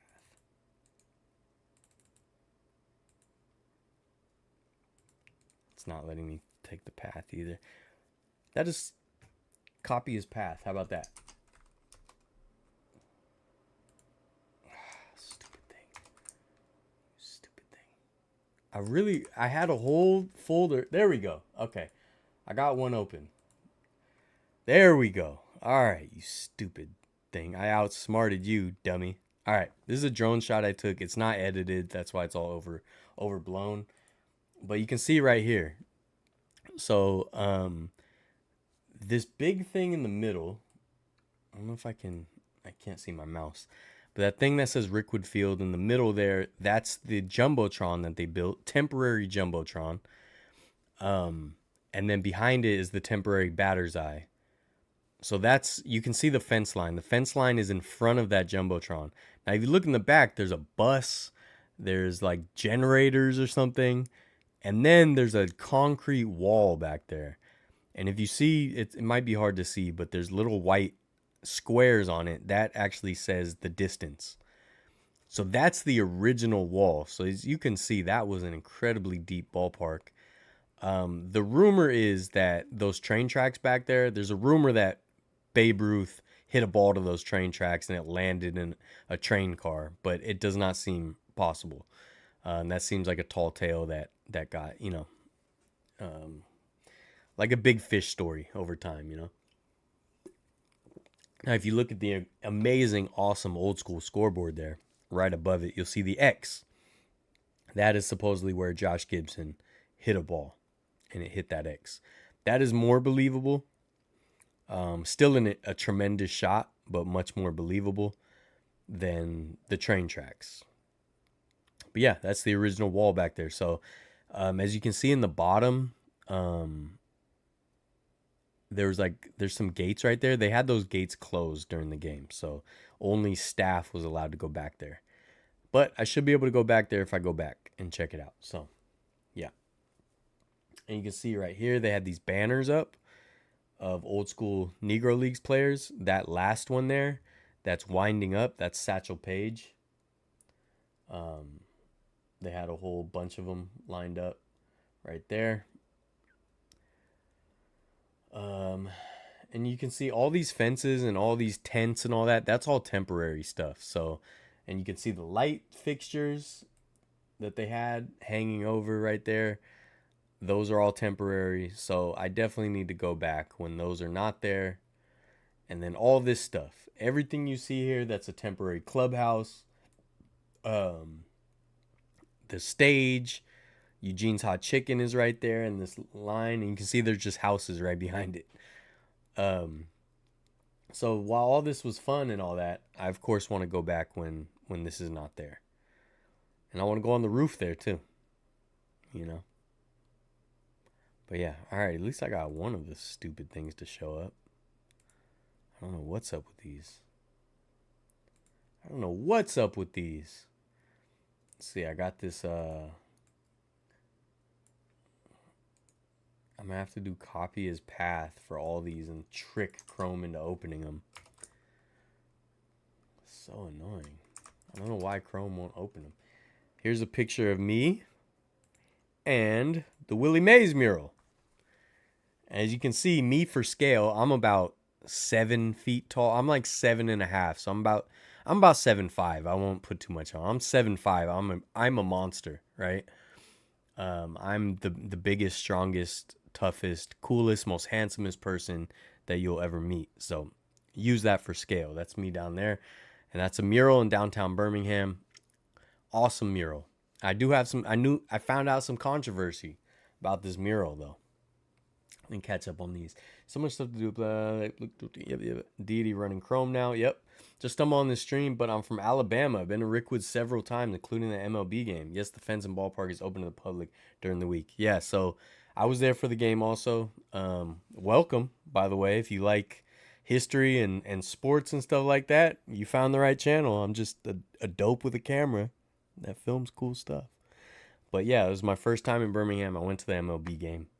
And I will be going back so that I can see the ballpark when it's more normal. And I had a great time in Birmingham. It was awesome. Notice there's a Bet MGM sign. Yeah, so they covered up the old school signs for new school in a retro version, in a retro way signs. Another cool thing they did, we all hate the sponsorship patches on the jerseys. So they had a Chevrolet one on the San Francisco Sea Lions jerseys. The cool part though is they did an old school Chevy logo. It wasn't like a current logo, it was an old school logo. So at least they thought of that detail. What's up, dude? Went to an A's game. Raleigh Fingers was there. He played at Rickwood. But yeah, so this is the Willie Mays mural, downtown Birmingham. That's me right there, just an absolute specimen, just an extreme performance athlete, elite, the elitist of the elite, right? Just an absolute game changer. Just kidding. So this mural just debuted like a day or two before I took this. Incredible work. The problem is I talked to some folks there while I was looking at it, some other photographers. Unfortunately, there's a plaque right there too. You can see in the corner that black plaque has like the credits for the mural and stuff. Unfortunately, a firm in like New York City was hired by MLB to come down and do this mural. Apparently, obviously, it's an incredible artist did it. But, you know, some of the locals are upset because Birmingham has incredible artists. So it's kind of a shame that local Birmingham artists were not tapped to do this mural. I love this mural. I think it came out incredibly, especially in person. It just looks awesome. But it is kind of a shame that local Birmingham artists did not get first crack at it. But yeah, this was awesome. This was super cool. This will be in the second part video once I'm done editing everything. Yeah. Cool mural. Yeah, Raleigh Fingers played at Rickwood when he was with the Birmingham A's. I want to show you guys some of these shots I got. I haven't edited all my pictures yet, but I did some of them. Let's see, we did. This is so annoying that I have to like trick Chrome into opening these photos. I don't know what happened. I don't know why it's doing that. Here's just a cool shot of the game. Sea Lions. You know, I forgot who was up right there. But this is the MLB game, not the minor league game. I thought this was just a cool vibe. It kind of just gives you the vibe. And, you know, I was sitting there just imagining, you know, Jackie Robinson at the plate or Willie Mays or Satchel Paige on the mound. I like to imagine those ghosts, you know, playing out there. So this was super cool. Let's try to trick Chrome into opening the next one. I got some non-Rickwood ones I want to show off, but I'm not going to show them yet. I'll show them another time. This is one of my favorite shots I got right here.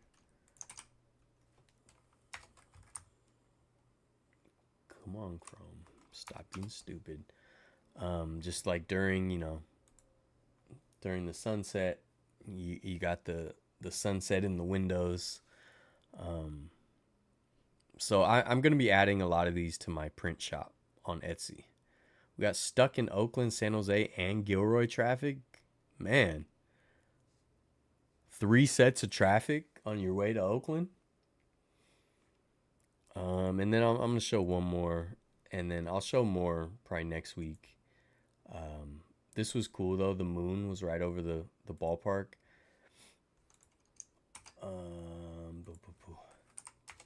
Also, it's interesting that someone actually stumbled on the stream because I feel like this stream doesn't find anyone. So, welcome, Samuel. So, there's 2 interesting things about this. I mean, obviously, the moon looks cool. You got the temporary MLB lights above the field. But also, do you see that like lens flare on the left, the round lens flare? That's from the crack in my lens from Disneyland that I told you guys about. Luckily, you can only see it at certain points, so I can still use the lens for now. I do not have the $1,600 to replace the lens right now, so I'm gonna have to rock with it. I don't care. I think it gives it character. So if you buy a print from me that has that, you know that it was from me. You know what I mean? When Mike May still told us to make noise for his father, I halfway expected the ghost silhouette of Willie to appear in center field running around. Dude, seriously, that was quite a moment. With he had Barry Bonds and Ken Griffey Jr. with him. It was surreal, man. It was something else. I'm so happy I was able to be there with folks like you and fellow baseball fans and enthusiasts. Just incredible time. I had such a good time. Time of my life at this game. So this is one of my favorite shots. I'm gonna add this to the print shop at some point. Variety show with 2 V's, varietyshow.etsy.com if you'd like to support the channel and get a cool print. And all the prints are original, all original, taking on the adventures. But yeah, when I go through, I'll go through all the Rickwood stuff I got again next week once I get it all. I also got a souvenir ticket on the way. And shout out a guy, I forgot his name, but he goes by Hunky Kitty on Instagram. I don't have it because I shipped it, but he gave me a fan that he made, a Jackie Robinson fan. And he does a bunch of cool, he's like a graphic designer, bunch of cool stuff. I told him, I'm like, dude, I might need you to do some stuff for me in the future. It was him and his girl. I don't know if they're married. I don't know if his girlfriend. I don't know. They're both incredibly kind. And so if you ever see this, Hunky Kitty, I can't remember your guys' name offhand. I'm bad with that. I apologize, but you guys were incredibly nice. And you guys definitely are, help make this trip. So thank you so much. I thank you, dude. And I got more cool ones that I'm gonna show off once I get done editing. Do you remember everything I say to you, Mr. Get Too Close to the Camera? I remember every single word, dude. Every single word. Me as well. I was wearing a vintage orange Astros hat and shirt. Dude, I think I saw you. In case anyone would ask about it, I could tell them about the book I'm writing about the 71 Astros. Dude, I want to know about that book. Since you're new, I'll give you a short overview. I'm from San Francisco. I do all kinds of videos, not just sports, but I love sports, obviously. Last year, I went to Houston. I drove all the way to Houston from San Antonio just to see if I could get into the Astrodome, and I was not able to because there was a lot of security. Needless to say, I have an affinity for old school Astro stuff. I love the Astrodome. I'm a stadium nerd, and the Astrodome is right at the top of my list of cool places to me. So I love old school Astros history. Even the old, what was the other ballpark where the Colt 45s played? Astro World. I love that whole area. And yeah, so I'm glad you stumbled on this channel. And I would love to hear more about your book. And I don't remember if I got an Astrodome, but I collect the small stadiums. This is Joe Robbie Stadium. I'm trying to get an Astrodome one too. Oh, and I did a video at the Alamo Dome, so I bought weird Alamo Dome stuff, like this opening celebration program. I thought I had some Astrodome stuff here, but maybe not. But anyways, I would love to hear about your book. Colt Stadium. There you go. I dare you to put my logo in your room. You'll have to pay me for sponsorship. Pay me for sponsorship, and I'll put right here. When I went to the A's game on Friday, I wanted to get a souvenir cup from last season at the Coliseum. The cup was so whack, I wasn't going to spend money on it. It was just the A's logo. Exactly, man. Like we talked about last week, this Angels cup is trash, dude. It's trash. Put the stadium on it. Do something cool. I like this Oakland cup. This Oakland cup's kind of cool, but like I still wish it had something Coliseum specific. I'm gonna go hide this because I'm sick of the Angels. I'm gonna go put this away. Let me open up. I ordered some stuff and it came in one day. just because I was inspired by what happened in Birmingham. I ordered this stuff in Birmingham, and it showed up the next day when I got home, which is crazy. I haven't even opened this stuff yet. Still in a Jelly Belly box, buttered popcorn Jelly Bellies. Who doesn't love some buttered popcorn Jelly Bellies? So these must have been local because they came in 24 hours from eBay too, which is crazy, you know. Like eBay, you think would take longer because it's people shipping it. Oh man, it's cool. There's popcorn all over it. Not Jelly Belly popcorn, but this kind of popcorn. All right, this is cool. So I was inspired by my trip to Birmingham. I had such a good time. I had such an awesome time. And obviously with Willie passing, I was definitely emotional, seeing as he's one of my heroes. So I had to order this because I had missed it. Oh, this is the other one. Let me open the other one first. Sorry. I want to do this one first. I got 2 boxes from eBay.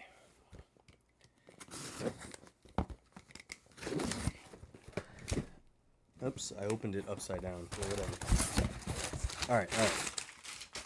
I had to order this. You know, Gamer Athletics has definitely got me more into the bobbleheads, and this is one earlier this year that I missed. So I had to finally get it. Willie Mays Birmingham Black Barons bobblehead. Ooh, the box is nice. I'm glad. You know, you're never sure. By the way, I will move my Osmo and rice. I dropped it in a pond in Alabama, Samuel. So this camera is a casualty of Alabama.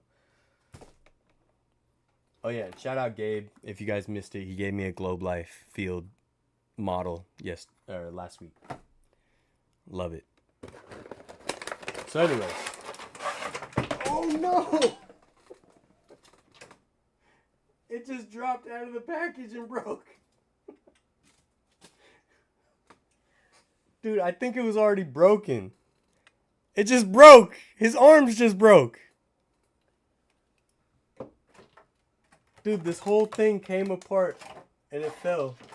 And it broke into a bunch of pieces. Do you think it was already broken? Did you think... Did I just break this or was it already broken? Because it seemed like it was already coming out in pieces as it came out. I'm wondering if they sold me a broken one. Or did I just break it? Oh my goodness. It is not connected to the stand. The stand was separated.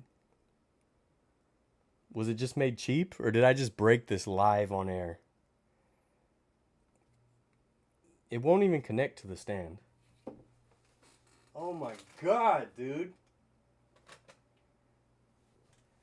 What did I tell you guys earlier about my luck? I was getting such good luck, and then little things like this is happening. At least his head is okay. I can glue on his arms. But how would 4 things break? And look, I'm not trying to deflect. I dropped it like an idiot. Okay, so I'm not making excuses. But how did 4 different pieces break off at once? And it fell on the carpet. This is on carpet. It didn't fall on cement. It fell on carpet. And 2 arms, the stand, all break off? Did anything else fall off? I can't tell.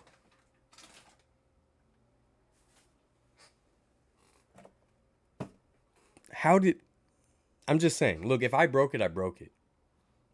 But how did 4 pieces break? Falling 2 feet, not even 2 feet, 1.5 feet on the carpet. And 4 pieces break off.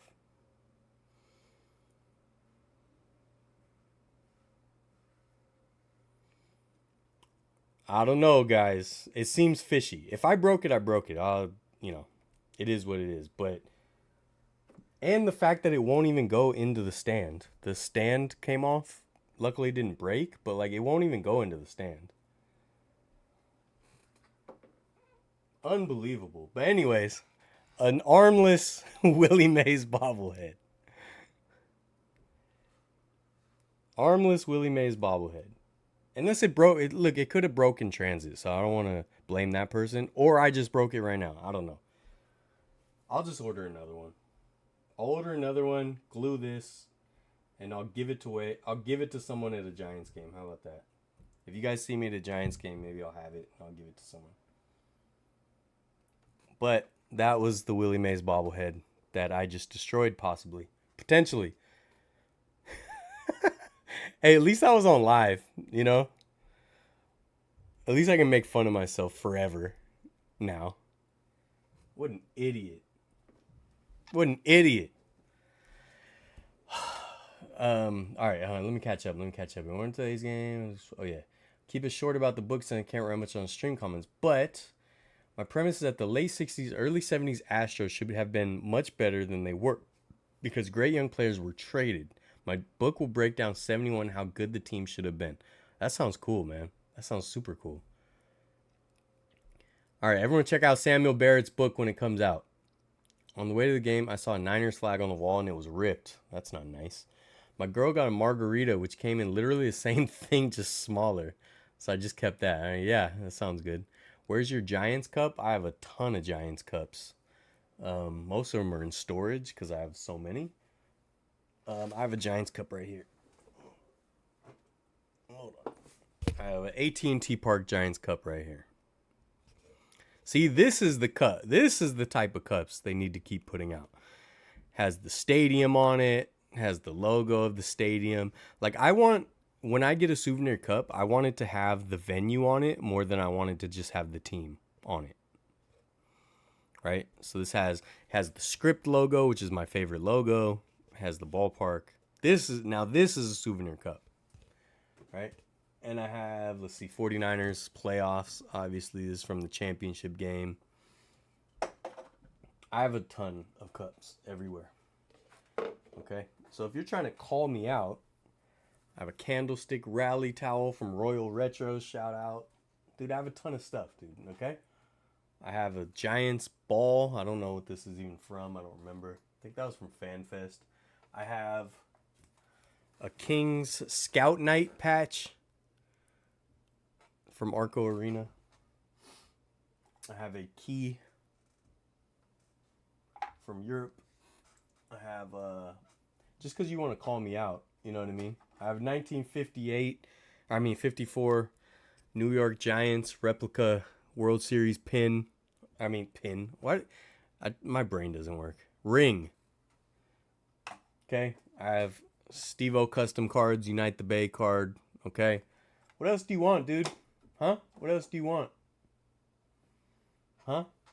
Go Niners. Okay? What else do you want? Anyways. Will people be happy when John Fisher dies or sad? I mean, people shouldn't be happy when someone dies necessarily. But I don't see why they would be sad either. Ball was on display at the visiting clubhouse. Yeah, I saw it. I got a shot of it, and that's why I was like, because they gave it away earlier this year, and I missed it. I wasn't able to go to the game. So when I saw it at Rickwood, I was like, I gotta get it. What's up, Rye Guy? Alabama was incredible. It was awesome. I do have glue. I did kill him. Had to already be broken, maybe. I killed Willie. He's dead. I think whoever you ordered from, get a replacement. I'm not gonna do that because it's very possible that I broke it, so I'm not gonna blame them. But it's very interesting to me that it fell on the carpet here and broke in 3 places. And if you guys saw when I pulled it out, these basically went like that and it fell out. I should have been more careful, but I was paying attention too much to being a showman on a live stream. You know what I mean? With the hundreds of thousands of people watching. Willie deserved better. I'm sorry, man. Broke my Edgar Martinez retired number plaque. Oh, man. It's all right. I'm going to order another one, and I'm going to take it out more carefully, and I'll glue this one back together, and I'll give it away on a live stream or on the Discord. Either one. Okay? I will glue it back together, though. but that sucks. Live on air, right? Imagine Rusty Staub. I don't know a lot of these players, man. Joe Morgan, of course. Playing in the Dome together. Talking about East Pennant. You know more. You know way more about that than I do. I'm assuming that flight from the Bay to ATL was long. Yeah, it wasn't that bad though. It wasn't that bad. On the way back though, I did pay a little extra to upgrade and get Comfort Plus on Delta with a little more leg room. Oh, I didn't even tell you. I almost missed my flight, by the way. Got you a Satchel Paige bobblehead. Thank you. I give it to me so I can break it on a live stream. Thank you, Gabe. I might see a reverse sweep tomorrow. Okay. Yeah, no, I don't. I need to. Rusty Staub, I definitely have heard of. Joe Morgan, I know, of course. But a lot of those names I don't know. They're unfortunately before my time. But I want to know more about them, and I will definitely check out your book. I would love to. Stay on the stream till I get back. Okay, dude, I won't leave. Oh, yeah, so, dude, so my flight back home, right? I had a flight from Birmingham to Atlanta. Also, just like the way there, I had a layover in Atlanta. My flight was in the evening, early evening, so I filmed some stuff before I left in Birmingham. And then, which I will talk about in a moment. There's another bobblehead right here that I will show off in a second. I had a flight out to Atlanta.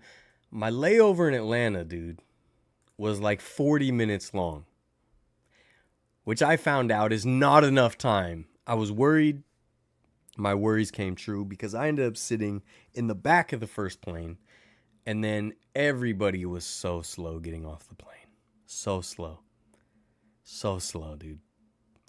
When you're stressing and your phone already had told you before you're even at the gate that your other flight is already boarding. So everyone's super slow to get off the plane. First of all, we taxi like so far. We end up at Terminal B, and my flight from Atlanta to San Jose. My flight gets changed to Terminal E. Or they don't call them terminals, something else. What do they call them in Atlanta? Corridors? I don't know.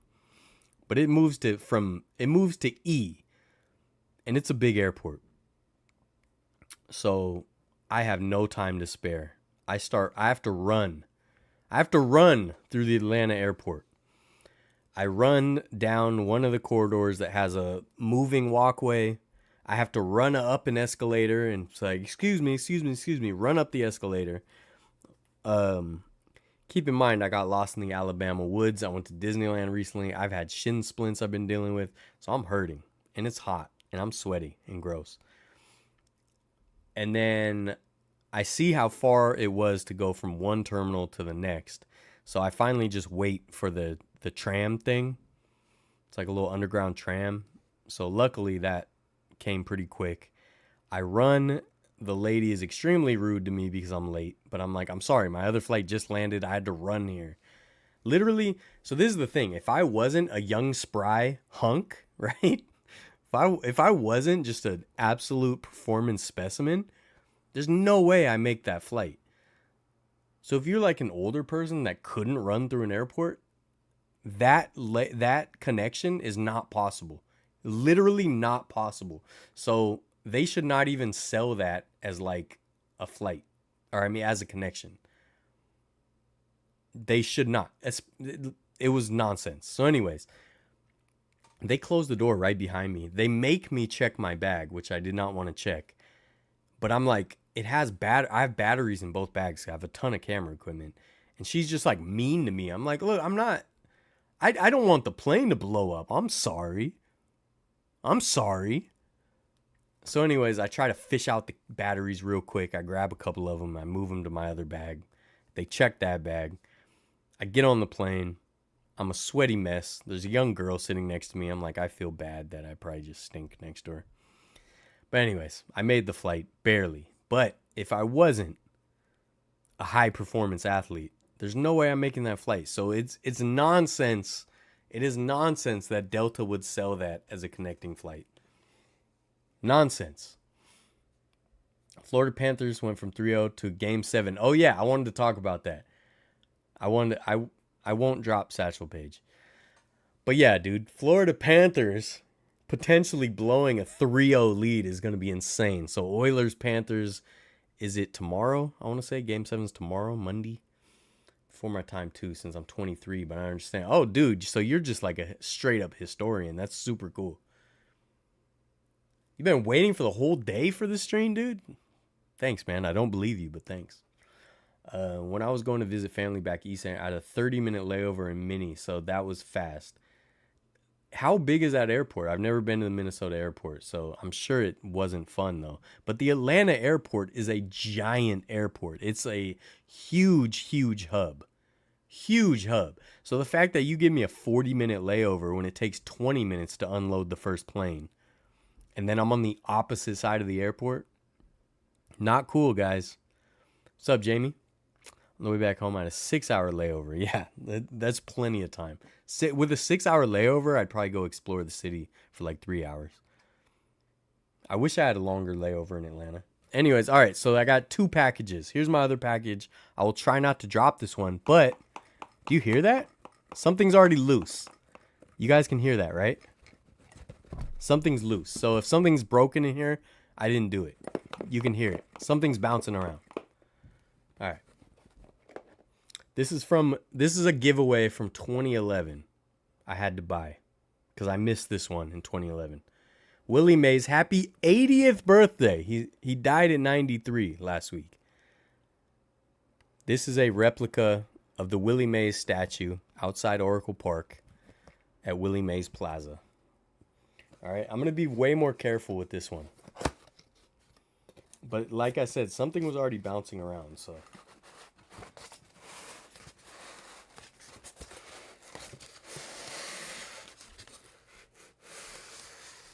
Either the bat is broken or you have to like screw it on. The bat was bouncing around. So let it be known I did not drop this. Here's the bat. Oh yeah, it has a screw thing on it. There it is. The Willie Mays statue. This will be on my shelf right behind me for all future live streams.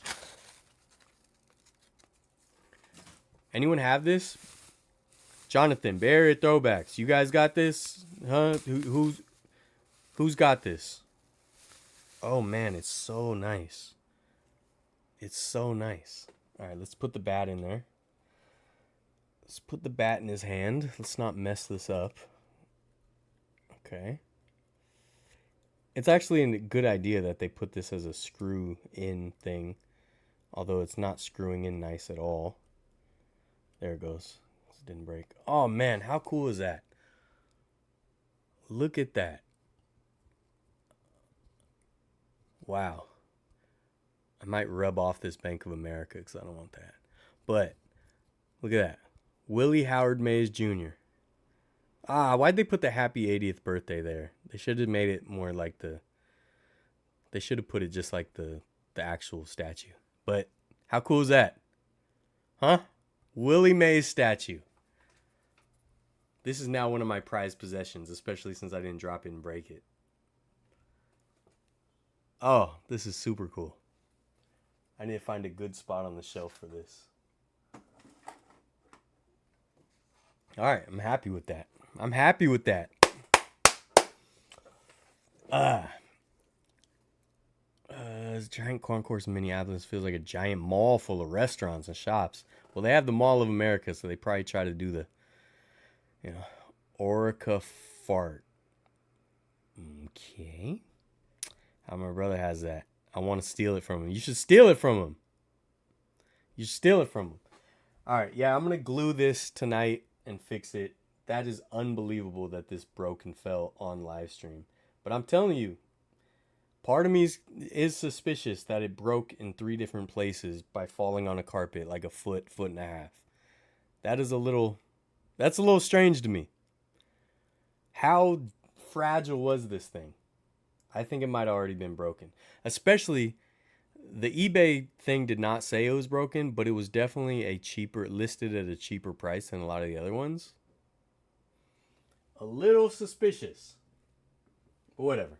All right, now I got to show you guys one more thing that you might have seen in the Discord. Okay, this was in the Discord. In Birmingham, there is a big statue. This statue is called the Vulcan. Vulcan was a Roman or Greek god. No, I can't remember. It was a Greek god, I think, because he was Hephaestus or whatever for Romans. He's a Greek god of the forge. Okay? So he's like a blacksmith of the gods, right? They made a big statue of him for the 1904 World's Fair in St. Louis to represent the iron and steel industry in Birmingham. And they commissioned this giant statue for the World's Fair. Now, after the World's Fair, it was on display. They brought it back to Birmingham. I did a video on this museum and this place, by the way, that I'm talking about. So it'll be out eventually. But I'll give you a brief overview. So they made this statue for the World's Fair of the Vulcan. They brought it back to Birmingham. At the World's Fair, the cities of San Francisco and New York City offered to buy it, but Birmingham said no. They brought it back to Birmingham. It was on display at like the Birmingham rail yards for like 30 years or something. And then they eventually built this tower on Red Mountain overlooking Birmingham to put this statue, the Vulcan statue. But it was in very bad condition because if you guys don't know, I've talked a lot about World's Fair history. But for World's Fairs, they built a lot of it very cheaply and quickly because it was only meant to last for a couple years for the World's Fair. So like the Palace of Fine Arts in San Francisco was built for a World's Fair, but it was falling apart by the 1950s, 1960s. So they tore it down and rebuilt it. So the version you see now when you visit it now is a more permanent version, not the cheap version that was built for the World's Fair. So anyways, they refurbished the statue.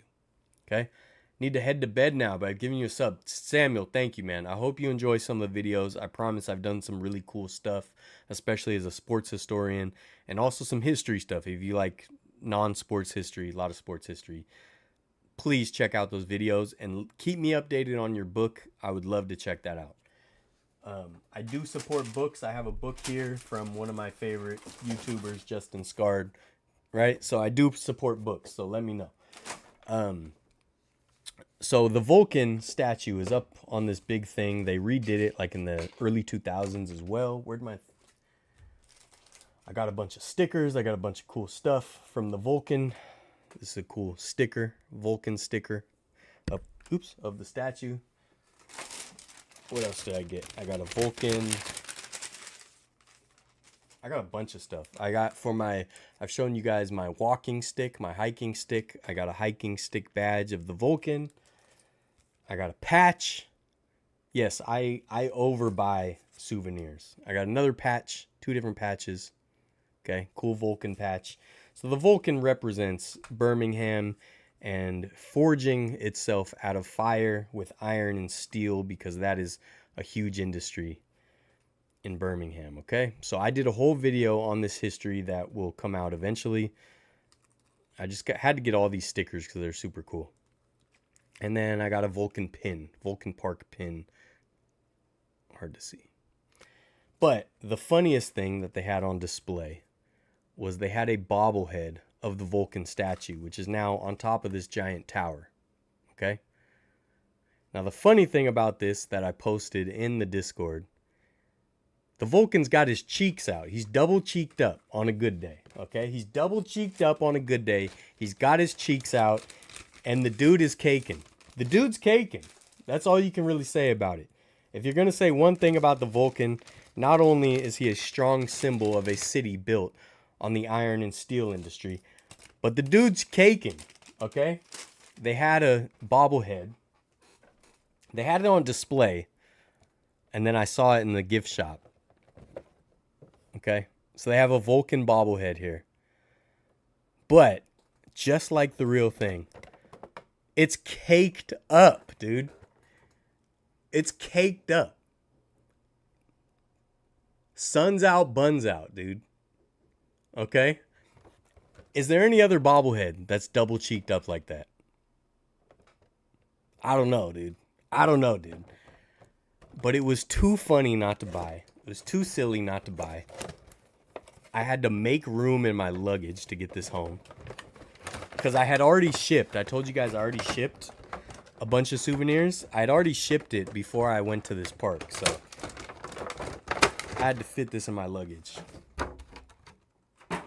I didn't drop this one. That's messed up. I dropped Willie. Now here's the thing. Here's the thing, kids, that I didn't even know till right now. Everyone go wake up your neighbors. Go wake up the kids. Okay?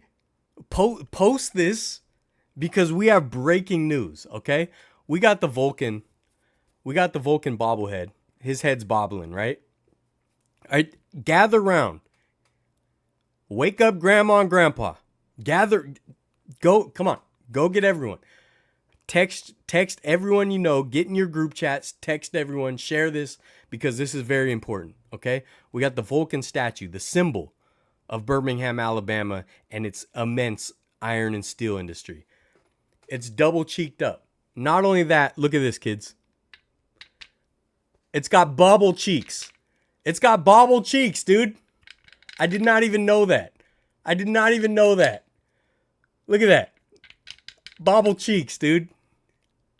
Are you kidding? Is there any bobble cheeks out there other than this?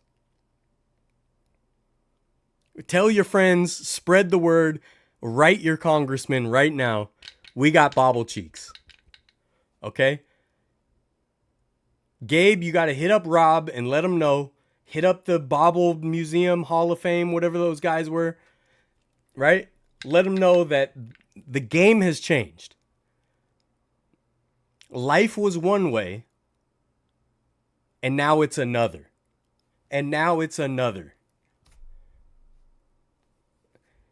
Tell your friends, write your congressman, write your local newspaper. The game has changed. Okay? Baseball bobbleheads and brews. Everyone let them know that things have changed now. Okay? We had BC and AD. And now BC stands for before cheeks. Okay? We have just reset the timeline. The timeline is reset, folks. Okay? Get Alex Jones, get all the conspiracy guys, get them together because life is now different. Okay? This is the reckoning. This is it. Things have changed.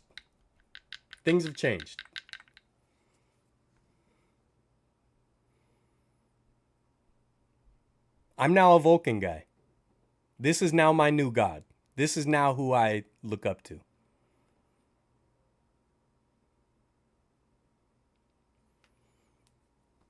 Spread the word. Spread the word now.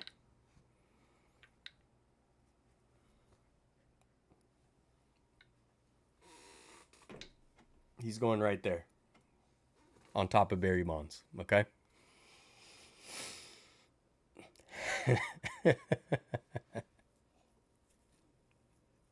That is so stupid. I did not know his cheeks bobbled. But they do. And we're here now. And this is now the reality that we have to live with. Space Needle 10 years. The observation deck looked pretty old and outdated. That's awesome. I want to go there. I love history too, Mark.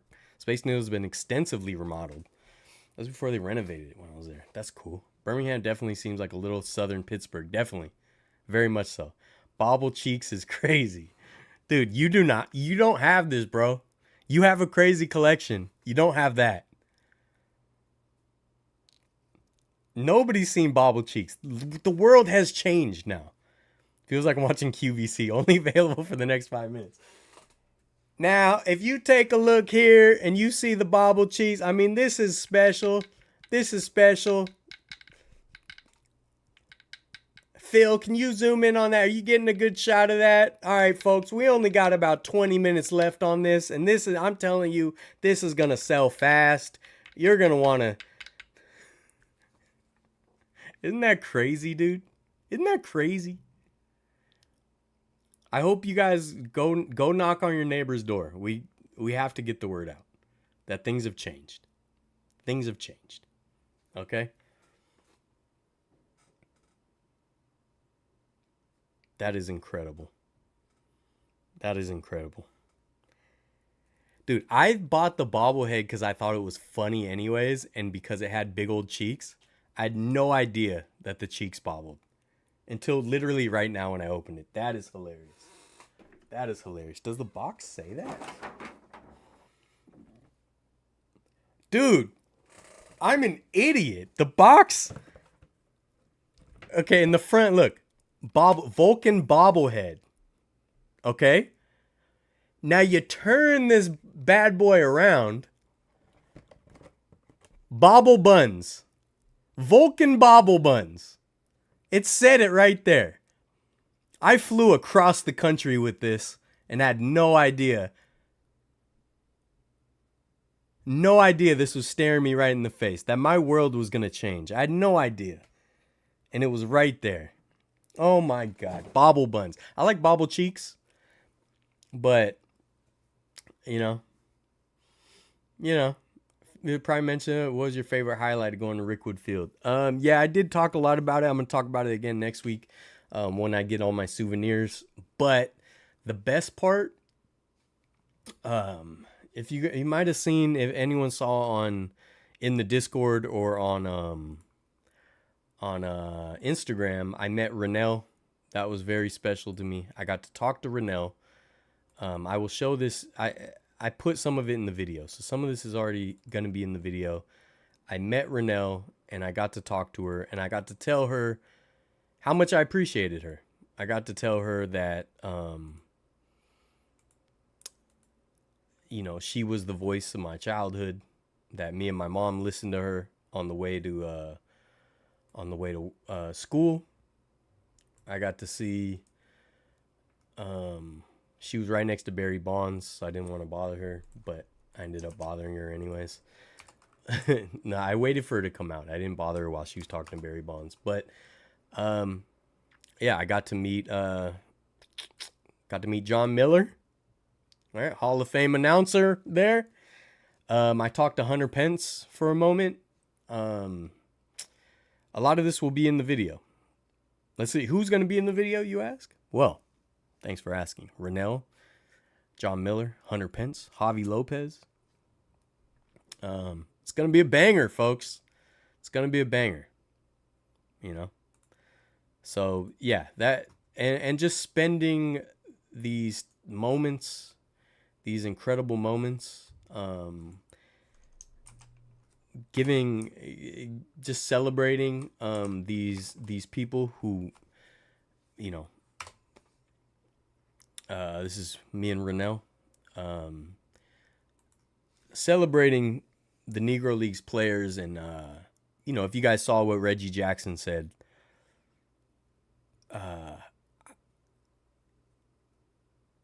they changed the country for the better. And they had to fight against so much discrimination, so many hardships. So being at a field that was a hub of that, with these incredible figures and the fellow baseball fans, the fellow enthusiasts I was with, it was very special to share that. It was special to be at the minor league game when they announced that Willie Mays passed. That was special. So I went to 2 games. So both of them were incredible. Birmingham itself was incredible. The people were awesome. I did not expect to love Birmingham as much as I loved it. This was the time of my life. I'm not going to lie. I had such a good time. The red-eye flight sucked. I'm not good at sleeping on the plane. If I ever do a red-eye flight again, I'm going to pay extra for Comfort Plus or whatever upgrade for extra leg room, because I get restless leg syndrome, and it's just brutal. It's like torture. So the red eye flight sucked. Can you imagine the look TSA gave you after seeing the bobble buns in your bag? I wonder if on the conveyor belt if the buns were shaking. When the A said Hogan Harris, they called him Brent Harris. Interesting. Just kicking it with your celebrity friends. Normal life for a sports owner. Ah, you got me again, dude. Hey, dude, I'm out of touch. Hey, your boy's out of touch. Huh? We got bobble cheeks. I'm hanging with the legends. It's things are different. Players must think we're there for them to feed us with baseballs.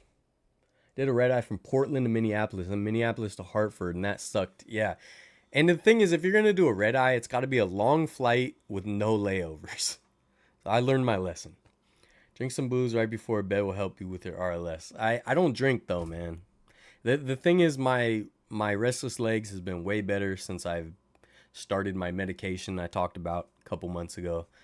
It's been much better, so it's not too much of an issue anymore. It was definitely an issue on the flight, but it is what it is. Yeah. What else? Any last things? Oh, yeah. I kind of already said it, but I was going to say about adventuring, man. Like, this is my thing. I travel differently from most people. A lot of people when they travel, and this is not a judgment or me saying I'm better or anything like that. There's zero ego in what I'm saying. It's just the reality of what I kind of see from people. I feel like most people travel, and when I say most, I don't mean like 90%. It might just be 60%. But I think most people when they travel, they will. Here's me in the Willie Mays plaque from the Hall of Fame, by the way. Cooperstown brought it in and let us take a look at it. I feel like I travel a little different. Whereas when I go to places, I look for the seedy history, the crazy history, the most interesting stories I can find, some sports stuff. When I was in Birmingham, I got lost in the woods. Okay? If you were part of the Discord, I sent real-time updates getting lost in the woods. Whereas I feel like a lot of people travel and they kind of go to, if they go to a new city, they will go to, I don't know, the rooftop bars, or they will go to the pools, right? If it's like a hot area, tropical, the pool, the beach, drinks, food, hang out, relax. And that's what a lot of people like.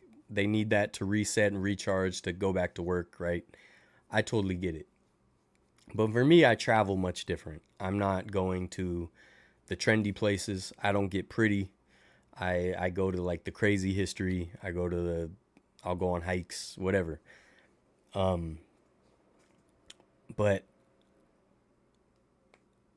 my point, I guess my point is just like, I love the adventures, man. I love getting lost. I love talking to the locals. I love just seeing more of the city than just the tourist spots, than just the hotels, the nice resorts, the rooftop restaurants, you know, the fancy, you know, margaritas and cocktails, all the places with LED lighting. You know, that's not what I travel for. I like the adventures. I like the crazy history. I like to find the stories that aren't told as much. But that said, I love the touristy stuff too, like the crowded tour stuff. But I also like getting out a little bit.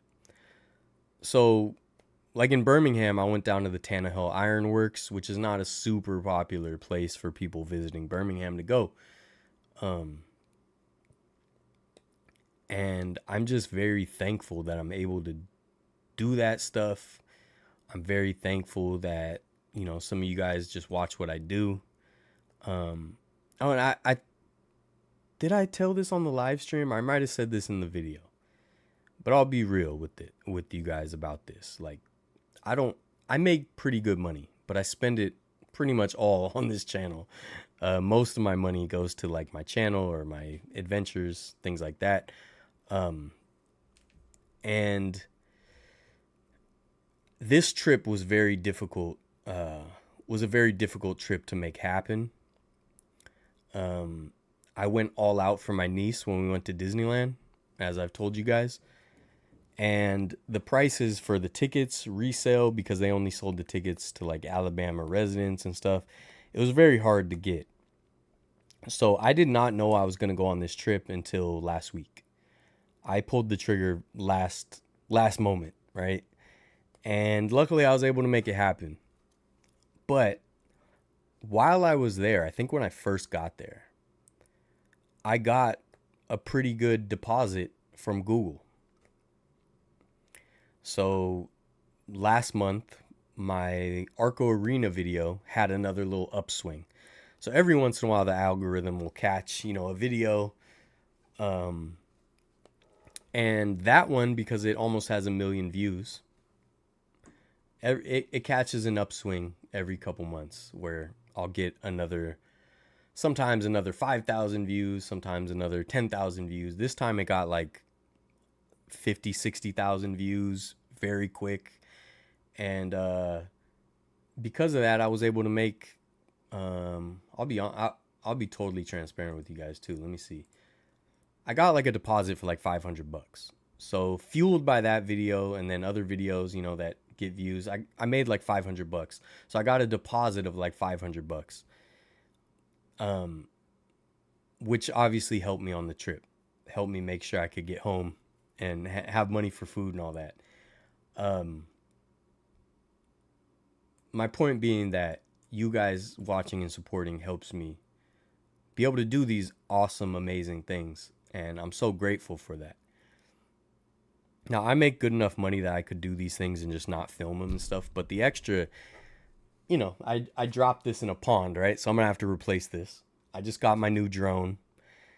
It costs a lot of money. So I could be doing this stuff on my own and not filming it and saving a lot of money.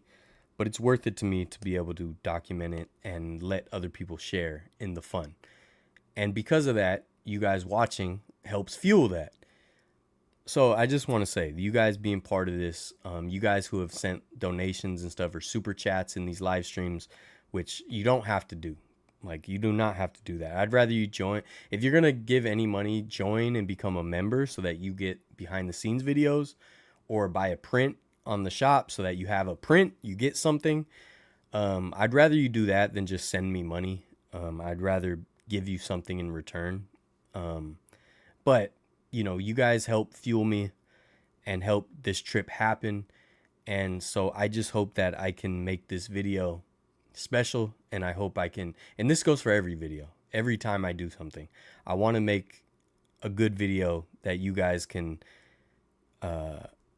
enjoy.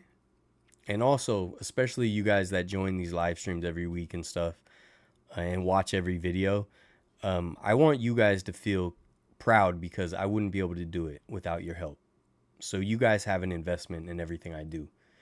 You guys are part of it. So I just want to say thank you, and I want to keep this up as much as I can, as difficult as it can be, as sad as I can be when I work so hard on a video and it barely gets any views and stuff. Like, the highs are definitely awesome, and you guys are a huge part of that. So I just want to say how grateful and thankful I am to be able to do things like go to Rickwood Field. And thank you for the help, and thank you for the support, and just thank you for listening to me yap away. This stuff really does come from my heart. That's why I was surprised that our new friend Samuel joined in earlier, because these live streams, I'll be honest, these live streams do not help my channel grow at all. That's not what it's for. It's to, first of all, the reason I started was to keep myself disciplined. And also just, even if it's just a handful of us, at least if we're solidifying a community, That's why I want to join or make the Discord bigger too. If we're solidifying a community, I think that's more valuable than just like trying to get views any way possible. So I appreciate it. I just appreciate you guys for giving me a reason and a purpose to do this. And it's awesome, and I'm going to keep adventuring, and I'm going to keep getting lost in the woods to tell a story. There's a to me, very important, very specific reason I got lost in the woods in Alabama on Wednesday. That was very important that I did, and I made it to my destination. I was able to film what I needed to, and I was able to get back safely while real-time updating the Discord whenever I got my spotty connection kicked in and allowed the images and text to go through. You know, and I also like, it's cool like being able to shed light on stuff like the Museum of the Weird. When this video comes out, you guys are going to see this, I bet, and you're going to be like, man, if I'm in Austin, I got to go check that place out. That's cool, you know? I've been to ATL Airport. It's huge. I've also been to Minneapolis Airport. It's a mall of food places. Yeah, I've never been to Minneapolis. Why'd I have to pay you to put my logo in your room and you won't allow a guest? What if I have you put my face in front of your bed so you can't sleep? Dude, why are you so hostile, dude? Why are you so hostile, man? Why you don't want me to sleep? You were spot on about Minneapolis. It's also a price store? What's a price store? What's the scariest face you can do? This one.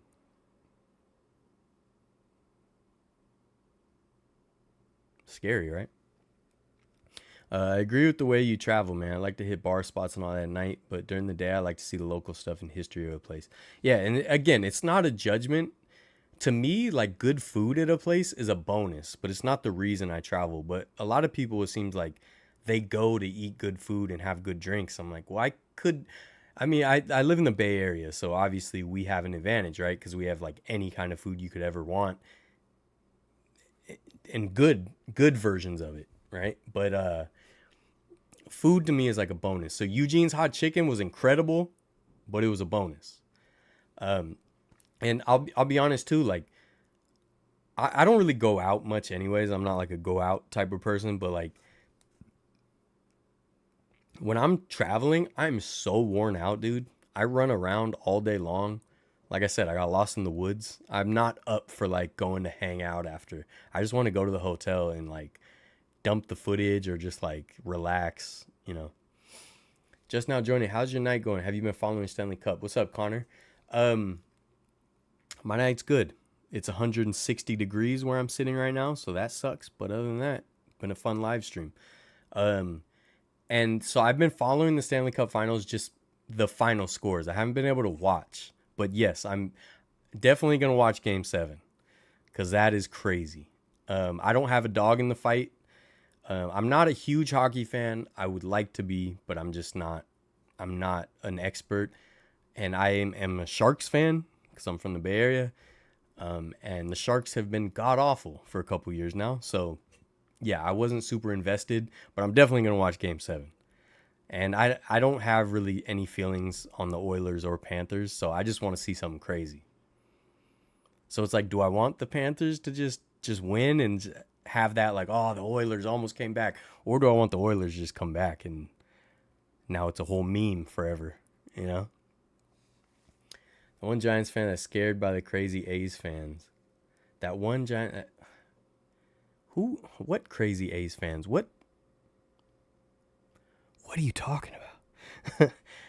How'd you ever get through low points to experience this latest adventure? Thank you, man. What is your Discord? I'm on there, about have you on there. It should be in the description. Check the description. I meant to say print store. Oh, they have a print store? That's awesome. Cleanse yourselves in the waters of Lake Minnetonka, right? Let me make sure it is. Wait, where can I see the description of this video? Yeah, it's in the description. There's a link to the Discord. Check it out. We have a lot of fun stuff. Like I said, I real-time updated being lost in the Alabama woods. Yeah. If the Fresno Grizzlies still play for the Giants, is better than the Rockies. Yeah, Anything's better than the Rockies, unfortunately. Poor Rockies. They're going to come out on Friday for the Sharks' #1 draft. Hey, is there a consensus #1 draft pick? I think there is, right? I forgot his name. I'm working Friday and I just took a bunch of time off, so I doubt I can get it off, but that would be fun. Free tickets and parking at the Shark Tank. I want to go. Dude, I did a video at the NHL Fan Fest thing for the All-Star game when it was here. It was so much fun. I got to do more hockey stuff. Hit me up A's game the next 2 days in Anaheim. Dude, that's sick. Do or don't, if you want, spend $28 on a bucket of cookies. It's up to you. That's up to you. Have you been there before? I feel like you've been there before. There was one other thing one other story from Birmingham I wanted to talk about. I don't know. I'm kind of flustered by the cheeks. Kind of flustered by the bobble buns here. My Penguins did win the cup at the Shark Tank. I know, dude. You guys whooped us, too. I wanted to go to one of those games, but at the time I couldn't swing it. And it was one of the things, too. Like, didn't the Penguins had just won before that, too, right? I can't remember. But I was really hoping that was going to be the beginning of, like, the Sharks being, having a run. And then they fell off pretty quick after that. We had retirements and people leaving, and yeah. I did do a video at a Sharks game a long time ago, and I did kind of a quick behind the scenes video at the Shark Tank. But I've only done like 3 or 4 hockey videos, unfortunately. I did the San Diego Sports Arena at the San Diego Gulls game. That was awesome. But I definitely need to get more into hockey. There's a Giants, where's the baseball team named the Tinies? It's very funny if you think about it. That's what I call the Dodgers, the Los Angeles Tinies. I've been there hella times since I lived in the LA. Okay, those cookies smell bomb. I've never got them. Hey, you might want to try them then at least once. Just not, spend $28 like I did. 2009, they won the cup the year after too. Man, that's what I was thinking. They won again the next year. Penguins, man, putting in work. Sharks got swept, right? I can't.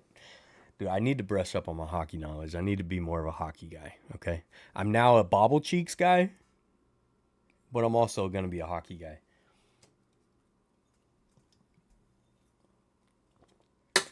All right, friends, let's see. What's next? What's up on the docket? Next week, I'll go over all my Rickwood Field merchandise when it gets here. I will glue together the bobblehead I broke live on air.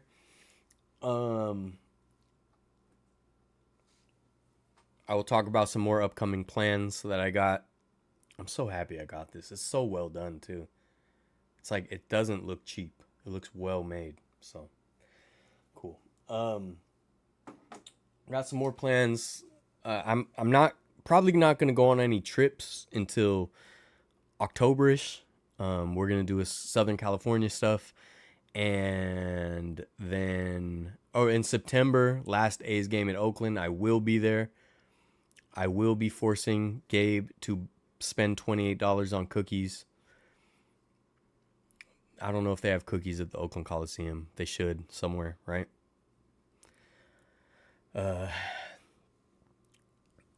San Jose lost in 6 games? Why did I think we got swept? Did we get swept in the playoffs like the year before or after or something? I don't remember.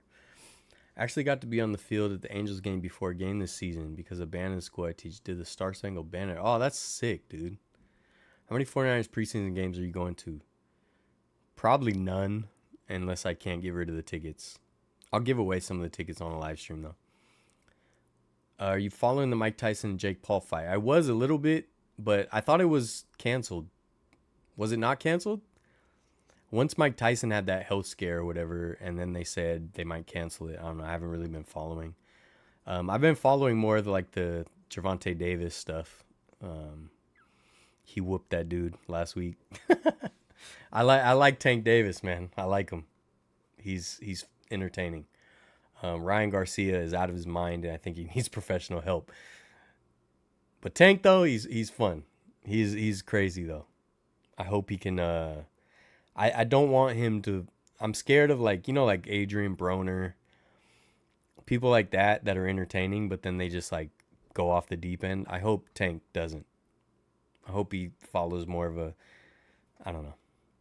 Well, Mayweather kind of fell off too, but he was so rich it didn't matter. I don't know. But I want to see Mike Tyson and Jake Paul fight. Oh, rescheduled. Okay, good. Good.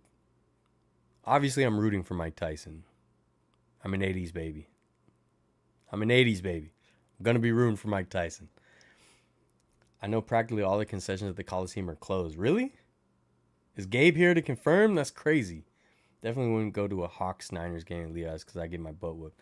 Nah, come on, man. Nah. You'll get some gruff, Some people will say you'll get heckled, but dude, the thing is, look, I go to a lot of games. I've been to games all over the country. You just have to be cool, man. And don't look scared. That's the thing. I've talked about this before. If you don't want to get ate, don't look like food. You know what I mean? Like, just be confident, be friendly, be respectful, laugh it off. And of course, some people are always gonna overstep, but like, just ignore it. Just what I do when people overstep, I just look at them like they're dumb. Like, really, dude? Make them feel stupid. But if you don't match their energy, you're fine. Nobody's gonna just like sucker punch you. And I promise, there's plenty of Seahawks fans at the Niner games. Plenty. I forget the Niners fans aren't as intimidating as Oakland Raiders Rams. Honestly, it's the same. It's the same fans. It's the same. I think, did you delete your comment? It just disappeared. But no, all California fans are the same makeup, unfortunately. Have you thought about Giants season tickets? I have, but they're incredibly expensive. And I already stress out too much just selling Niners tickets. So to have, 81 tickets to sell, or like to figure out if I'm going or whatever, that's daunting and scary. And because there's so many games, they're actually more expensive than 49er tickets. So yeah, I definitely wish I could, but it's a lot of work. It's one of those things where Giant season tickets make sense for like the old retired couples who get them and they're there with their scorebooks and stuff. But I'm too busy to like every day be like, what am I going to do with these tickets? Can't do that. Concessions do not close unless Gabe gives the okay. Yeah. It's a house that Gabe built. Absolutely. Niners and Raiders fans confused. No, Niners and Raiders fans are almost exactly the same. So are the LA fans. California fans are pretty much all the same. Yep. It's just, well, all right. I'm not gonna get into it this late into the stream. I could go into it, but you're gonna get the same makeup of fans, so it's fine. Look, Niners and Raiders fans used to fight in the Candlestick and the Coliseum parking lots every year for preseason, to the point that they stopped playing preseason games. Both fan bases have absolute lunatics. But if you're cool, just avoid them. You're fine. And if you go to a Seahawks game and I happen to be there, I'll help you out. I help you navigate. Plus, having baseball season tickets seems so hard to make it up to the stadium. It's just so many games. Season tickets make sense for business. Exactly, yeah. Businesses for sure. They can just hand them out as thank yous to employees and clients and stuff. But yeah, Vegas Raiders fans don't scare me because half the stadium is room for the road team anyways. Yeah, for sure. Discord link is invalid or expired. Dang it, dude. Why does it always do that? Here, I'm going to give you a new link. I don't know why it keeps... I set it to not expire, and then it expires anyways. So dumb. Discord. Why does it do that? Just give me one link. Just one link. Instead of like 17 because they keep expiring. So dumb. Raiders have no fans anymore. It's a tourist team. Yeah, pretty much. And now the Discord won't load. We love it. We, you know what we do on this live stream? We yap. We break bobbleheads. We sweat because I'm sweating like crazy right now. And we have technical difficulties. That's what happens. That's what we do here. Come on. It should never expire. That's what I'm saying. Just give me one link. Instead, you have to make a new link, and then you have to select, do you want it to expire or not? Like, why? Just give me one link. And Discord won't load, so we'll check in a moment. I tell you, there's a ton of Niner fans who go up to Seattle as well. Yeah, I know. All the divisional games have lots of fans for the other teams. You know, because most fans that fight at sports games can't name more than 5 players on the team. Yeah, there's a certain subset, and especially like California has so many different cultures. It really is a melting pot, and there's certain just like groups of people that when they mix up, it's gonna be a problem. There's a lot of gang cultures, right? It's California, man. There's a lot of that. Yeah, my Discord is not loading. So dumb. Open Discord. Go. Yeah, there should be at least one of the links that's set to not expire, but it seems like they expire anyway, so what's the point? But Discord is fun because we get to yap, we get to talk shop, I get to send real-time updates. Oh, by the way, the Discord is a joint Discord with me and Gamer Athletics. So there's 2 rooms, for one for variety, one for Gamer Athletics, there's some for like updates and stuff. So with Gabe too, this is your straight shot to get an answer from Gamer Athletics, right? If you want to challenge him to a fight, if you want to have a pie eating contest, right? If you want to take him on a road trip, if you want to buy some of his old socks, Discord is a good place to get a hold of him. Here it is. Okay, let's get this new link. Let's get this new link here.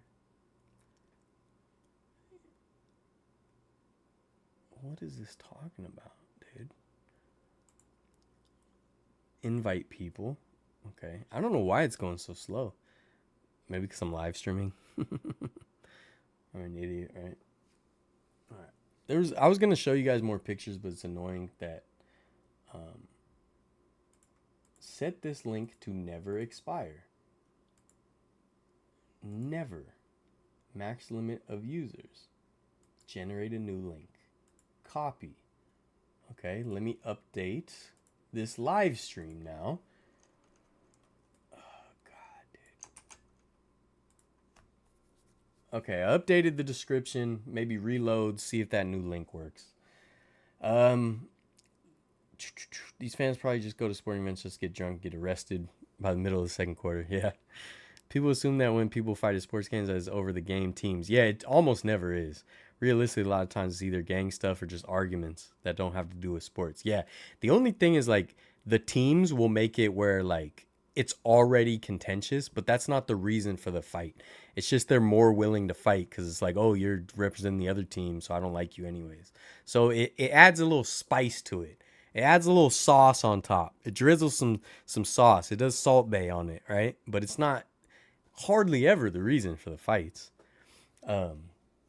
But yeah.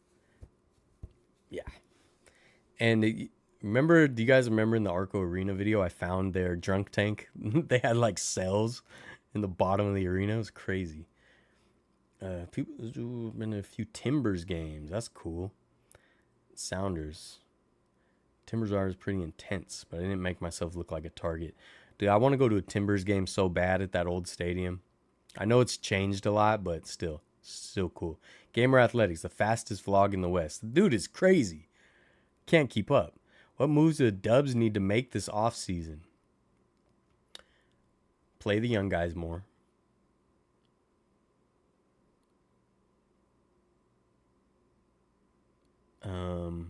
I had a good answer for this a few weeks ago, but I haven't been thinking about basketball, so now I gotta remember. Play the young guys more. I think we could use someone to play next to TJD. I think Looney's time is up, unfortunately, because I freaking love Kevon Looney. But I think we need a Looney replacement. We need someone that'll mix it up, get dirty in the middle, set screens, stuff like that. That's what we've always thrived with, is like a Bogut, a Zaza. That's what we need. And then Looney was God, Looney was so underrated, man. But I think we need a Looney type person to replace Looney, because he just hasn't been performing the same. So if we have a spark like TJD, and then have someone to clog up the middle. But it's hard to find someone like a Looney who is big, bulky, and a good facilitator. But if we could replace him somehow, I think that would be very helpful. I don't think we don't need Chris Paul. I don't know. We'll see. Like if Pods runs point more, I guess. We'll see. I don't know. There's a lot of moves we can make. I don't want them to do anything too crazy though. But yeah, no, CP I don't think we need. If he takes a vet minimum, maybe. But I don't know. He might be able to get a bigger contract somewhere. That's the thing with like him and like Clay, right? Like you could say they're washed, or you could say like they're not worth it. But there's some teams out there that'll do it even just to bring fans in, like a struggling team that has low attendance. If they get a Klay Thompson, even if he's washed, like, that'll put some butts in seats. So that's why it's hard to retain, I think. Those who don't know, the Timbers and Sounders are arch rivals. Yeah, it would be cool if Providence Park was a baseball stadium. It was too small. It was really meant for football. Right on, Jamie. I wonder if Dylan likes me more now that I'm in the Wild West. Wait, how are you in the Wild West?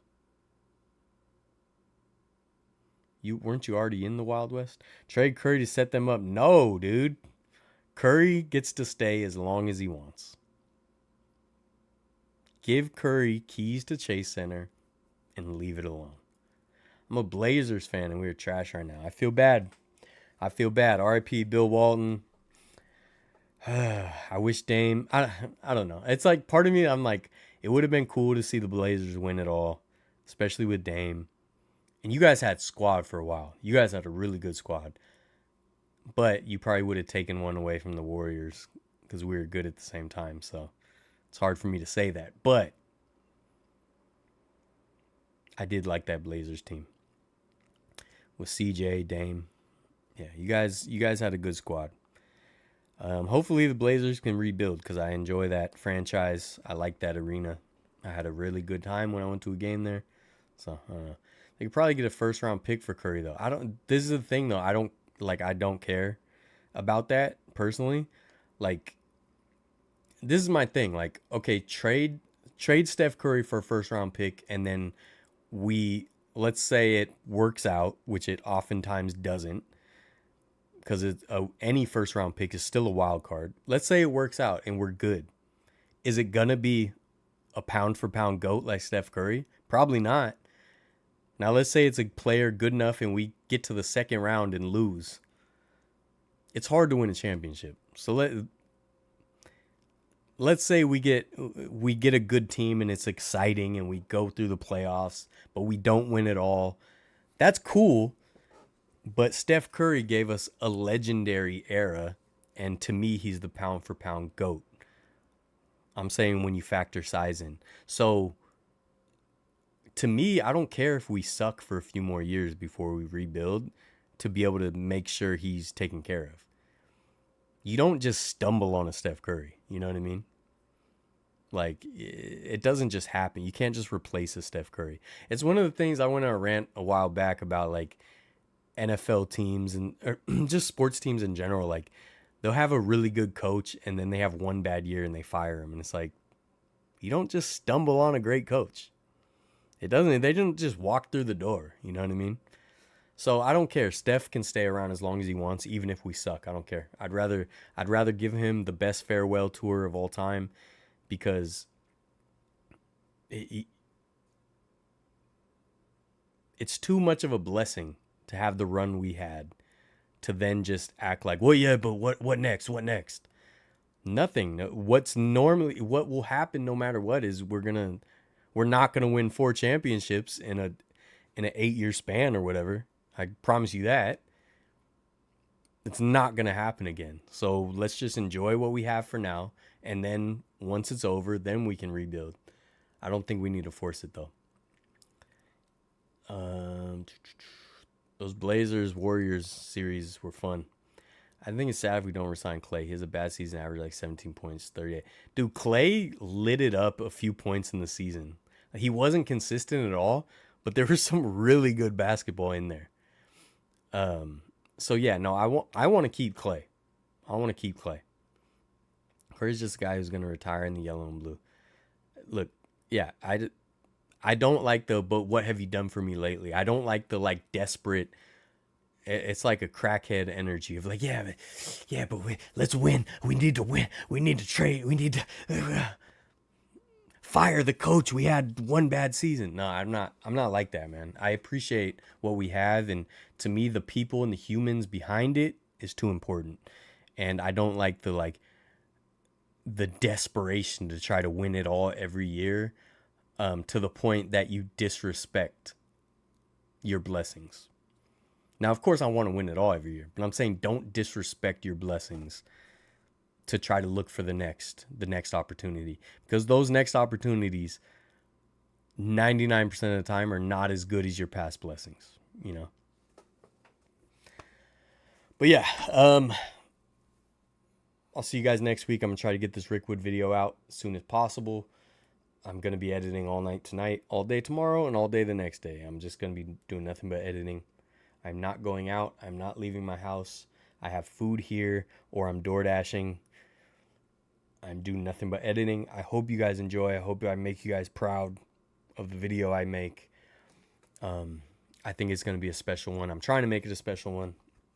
Thank goodness I was able to recover all the footage off the pond camera. We got bobble cheeks, okay? We got bobble cheeks, folks. Things have changed. Things have changed now. You know, I'm very incredibly thankful I was able to go to Birmingham. It was awesome, and I can't wait to be back. Birmingham was lovely. Mondo, what's up, man? What's up, dude? You just jumped in right at the tail end. I'm about to hop off because I'm sweating, folks. I am sweating. I will be back next Sunday, and I will show you guys all the Rickwood merch, and I will talk about some giveaways. I'm gonna give away some of this Rickwood Field merch. I will do some giveaways, and yeah, looking forward to your new videos. Thanks, man. Thank you, Mark. Appreciate you. I will see you guys next Sunday with more Rickwood goodness and more other stuff on the horizon. Not just baseball, not just sports. Lots of cool things on the horizon. Appreciate it. Thank you guys so much for hanging out with me. I mean it a lot. And yeah, I'd like to get more guests on here too, by the way. I would like that. So we'll talk about that going forward.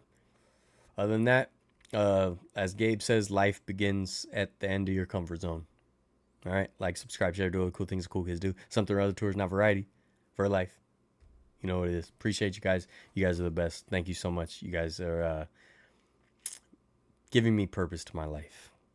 Even if it's just a few of us hanging out, talking baseball, talking history, whatever. It means a lot. And we got bobble cheeks. So your boy couldn't be happier. Okay? See you next Sunday. Vertlife.